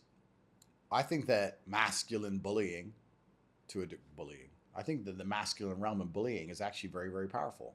I think that a true friend expects the best of you. I think if I were to go home right now and say I'm too sad to work, everyone would call me a dickhead. And they'd be like, stop being a faggot. Like, that's how, like, what do you mean you're too tired to work? What are you talking about? I think that peer pressure and camaraderie that comes with the masculine world, a lot of it can be delivered in a non-PC way, but that's actually the power of it. So I expect my friends to hold me to a high regard as opposed to see pain in me. If they do see pain, I expect them to help me get through it. That's what I expect a friend to see more than anything else. Did they see anything right now? No, they're struggling with? I don't think so. I don't think so. I think that, or if they do, then, I mean, we're all busy getting things done and we all expect the best of each other. I would never have friends who don't do what they're supposed to do. It's just the way we are. We're a group of people. We're all competent people and we do what we're supposed to do. And if there was one person who continually failed, they wouldn't be our friend very long because we wouldn't have any shared values. And irregardless of how I feel, I have things I'm supposed to do and they must be done, whether I'm happy or sad. So how important really is it? If I wake up sad or I wake up happy or I wake up angry, I have the same schedule for the day. So it doesn't matter if I came and sat in this chair, happy, sad, angry, whatever, the podcast is going to happen. I'm going to do the podcast. I just don't understand the importance we put on feelings. Again, was never something, I mean, this is a modern phenomenon, right? Men had duty and honor and how they felt was not to be taken into consideration because they had things they were supposed to do. Now, once again, now everything's become subjective. Perhaps we're highlighting the importance of feelings amongst men because one, we're trying to feminize them, and two, we're trying to make everything subjective once again. Oh, he doesn't go to the gym because of XYZ, or he feels down, or he's depressed, or he has ADHD, or whatever fucking garbage they come up with. That's fine, but he needs to go to the gym. So we can talk about all the reasons he doesn't go forever. That's a very long, lifelong conversation, but he needs to go. So we've removed the needs and we've removed the hard facts and the duty and the honor and the commitments, and we've replaced it all with this subjectiveness. And there's nothing more subjective than feelings. How I feel inside on a day I say I'm happy might be the exact same way someone feels inside on the day they say they're sad, because their expectation might be higher for happy because they only think they're happy when they're running around laughing like a child. Whereas I think I'm happy as long as I'm not distraught. I'm happy all the time because I've nothing to cry about. So what am I going to cry about? Okay, the masculine fixation on emotion could be push for pharmaceuticals. Oh, no, yeah. It's a push for pharmaceuticals. It's a push for feminization. It's a push for subjectivism. It's a push to remove duty and honor. It's an attack on masculinity. I don't really give a shit how the men I know feel because they have things they need to do.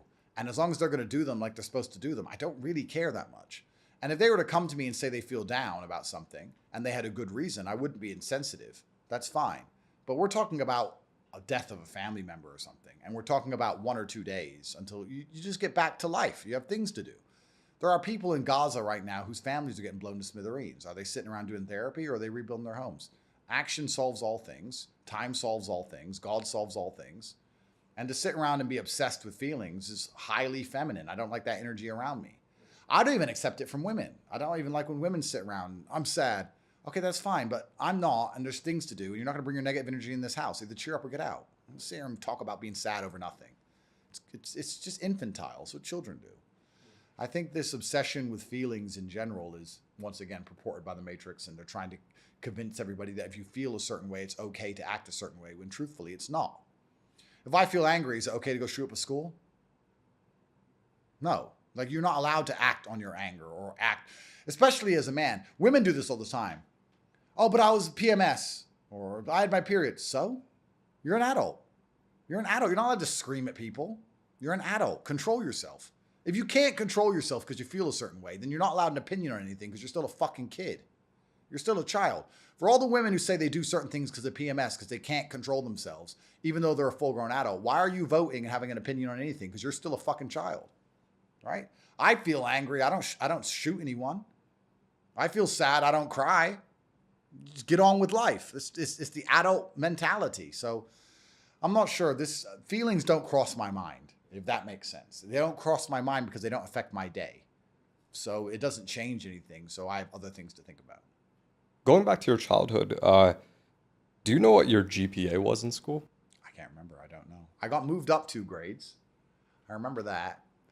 But then I asked to move back down because I didn't make friends as easily, and they moved me down 1 grade. So I was 1 grade ahead. But I was only in school in America till I was like 10. And then I went to school in England, which was a very different experience. Did you and Tristan get in trouble a lot in school? Nah. Really? Nah, we didn't get in trouble a lot. No, I think we were fairly good students.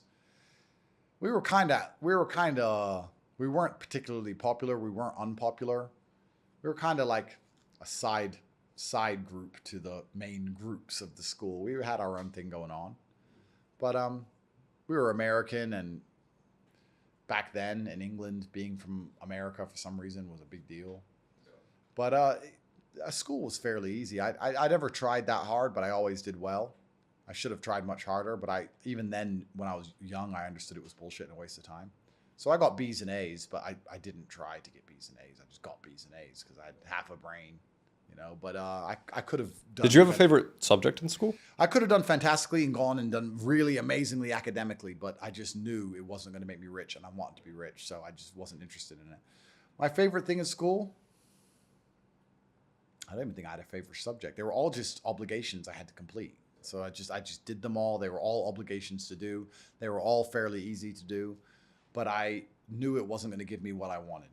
Once you guys got finished with your schoolwork, like, what did you guys do? Like, what was the activities? Yeah, so Were I you had to training? play. My father was a professional chess player, so I had to play chess a lot when I was in America, and then when I moved to England, I started doing martial arts or even just fairly normal things. But even when I was only 15, 16, I was trying to find ways to make money. I started my first job when I was 15 years old, carrying boxes of fish. I used to carry boxes of ice. And I'm not sure why I've always been obsessed with money. I don't know if it's because I grew up poor, but a lot of poor people grew up and they didn't seem as obsessed as me. I've always been obsessed with the idea of having money. And I think that in the world today, if you truly actually want something and you never give up on it, you're definitely going to get it. But that's all I ever wanted. I wanted someone to just teach me how to make money. I remember even from the age of 15, going to school, or if I ever met anyone who was rich or whatever, I'd say, I don't want to learn a subject. I want money. And they're like, oh yeah, we got to go to school. No. I want to learn. Teach me how to make money. Don't teach me fucking English. I speak English. Teach me how to make money. And there seem to be all these obstacles in the way. You have to go to school and you have to get your grades, and then you get a job, or then you learn how to make money. And I couldn't find anyone to just teach me how to make money, which is, I guess, why I launched my school now that I currently have, because it teaches you how to make money, which is what it's for. Why did you create your school? I mean, you said it's like, what age did you realize school was a scam? Did you know from the get-go? I knew from the get-go that school was a scam. I've always known it. And I was actually talking about this 4 or 5 years ago. I was discussing with someone how university is a scam and how people go because there's nothing else to do. They just finish high school or college and they don't know what else to do, and they can't find a high-paying job, so they go to university just to waste time. And somebody agreed with me and said, yeah, but there's no alternative, and I decided to launch an alternative. So we now own university.com. It's the largest online educational platform on the planet. $49 a month. It's cheaper than pizza or a hamburger, and we teach people how to make money online. Yeah. And there's a bunch of reasons why we're doing that. One of the primary reasons we're doing that also is because one of the ways the Matrix keeps everybody under control is what we were discussing earlier, gatekeepers. And one of the largest gatekeepers is your job. If you have to call all the transsexuals she's at your job, or the HR department will fire you, well, then they're doing very good and continuing to infiltrate the transgender movement amongst the minds of men in the world today. So I like the idea of any fan of mine being able to make his own money and being outside of the matrix and not being fully controlled so he can feed his family. So I feel like it benefits my mission to teach people how to make money online. Also, it was a gap in the market because everybody's tired of the idea of traditional education, which teaches you absolutely nothing. And we're doing fantastically well. We have over 250,000 students. It's $49 a month. We teach people how to make money. And we're starting to launch our own initiatives now. We've just launched fundraiser.com. So I've taken $50 million of my own money. And now anybody who is a member of the real world who has a business plan can apply for funding. So I'm going to own a percentage of all these other companies. The Matrix-led educational institutions were very unhappy with me getting university.com and buying that. That pissed them off, which was fun. So everything's going online anyway. Most things are moving online, and this is a revolution in the educational space. And I think it's also one of the reasons why I was attacked so heavily, because the educational mafias and the loans attached to them have huge political sway. It's probably one of the reasons why they're so mad at me.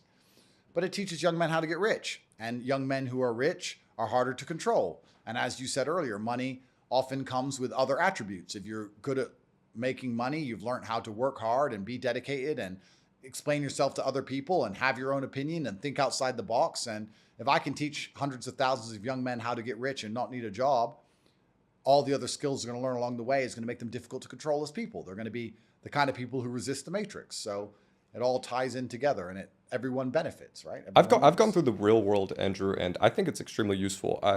I think a common critique with courses and these kind of online programs is that you can find the information elsewhere online. Yeah. But I think it's useful because of the amalgamation of the information and the actual path it shows you to take to make the money. And then the community aspect of people actually, like, I made X amount, and you can meet someone who's already made the money doing the business you want to do, talk with him, like learn the updated things. I don't know. I mean, sure, the information's available online, but you don't know where to look for each thing. You don't know how they connect. Absolutely. I think it's Yeah. helpful. We've laid it all out for you, right? So it's like saying, well, why would you buy a dictionary when all the words are available online? Well, in a dictionary, they're in order. Yeah.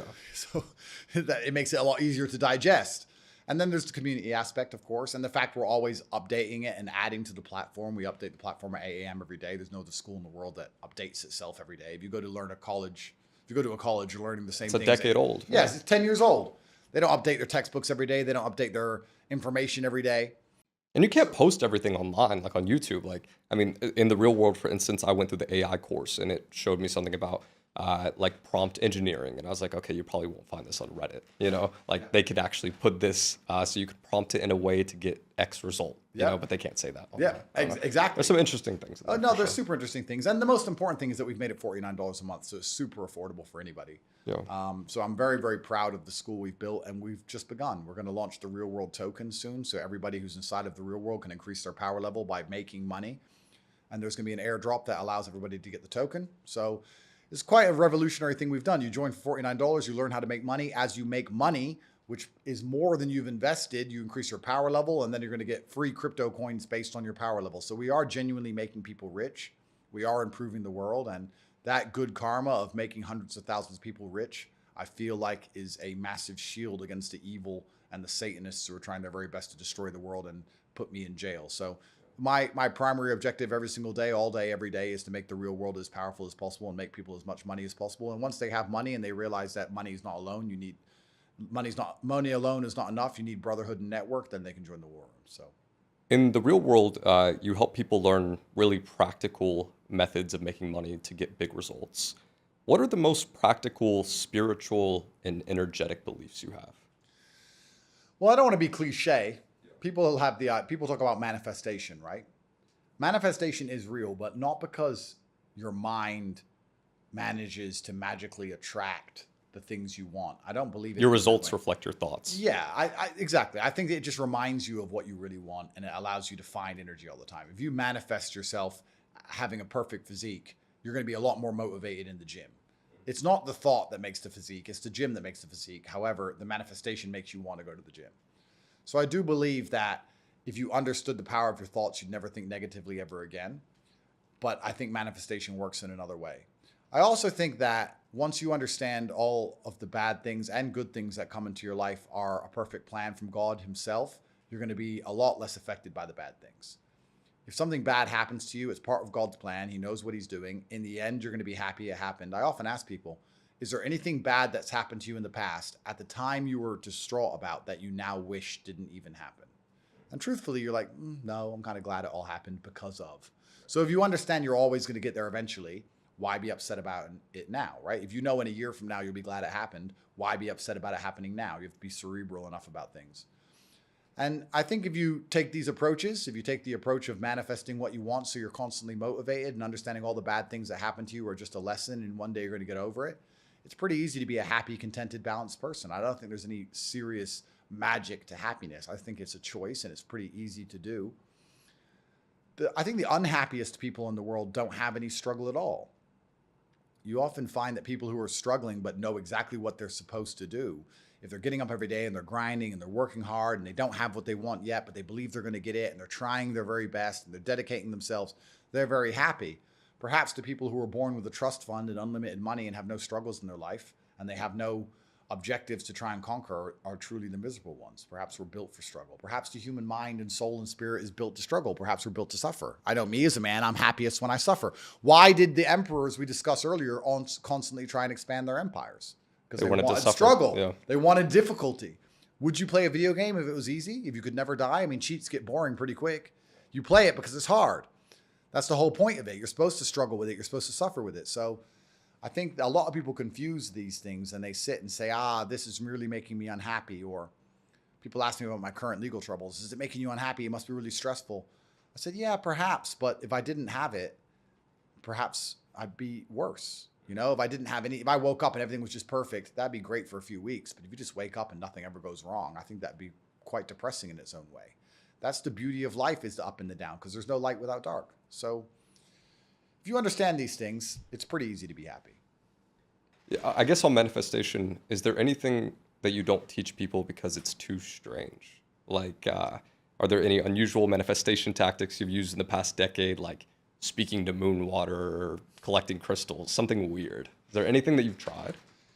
It's a good question. I think I don't do anything that's crazy. If I say something, I stick to it. I believe that your word is your bond and you should stick to everything you say. So for me, the simplest life hack is to make sure I never see myself as a liar. If I say something, I'm going to do it. So if I say I'm going to run a marathon, I now have the energy to run the marathon because I don't want to break my word to myself. Which the hack to that is I don't need the energy to run the marathon. I need the energy to say I'll run a marathon, which is a lot less. But once I've said it, I have to do it. Does that make sense? So if I look at something and I don't want to do it and I think that looks too hard to do, I'll tell Tristan or I'll tell someone close to me I'm going to do it. So now I have to do it. That's how I'll do things. So we can take a very simple example. There's 10 rocks to move and I don't want to move them. They're too heavy. But if I say to someone, I can move all those rocks, I'm going to move all those rocks. Now I have to move them. Otherwise I'm a liar. Especially, and that's also easy because of my social circle, because they'll call me out on it. You said you were going to move those rocks.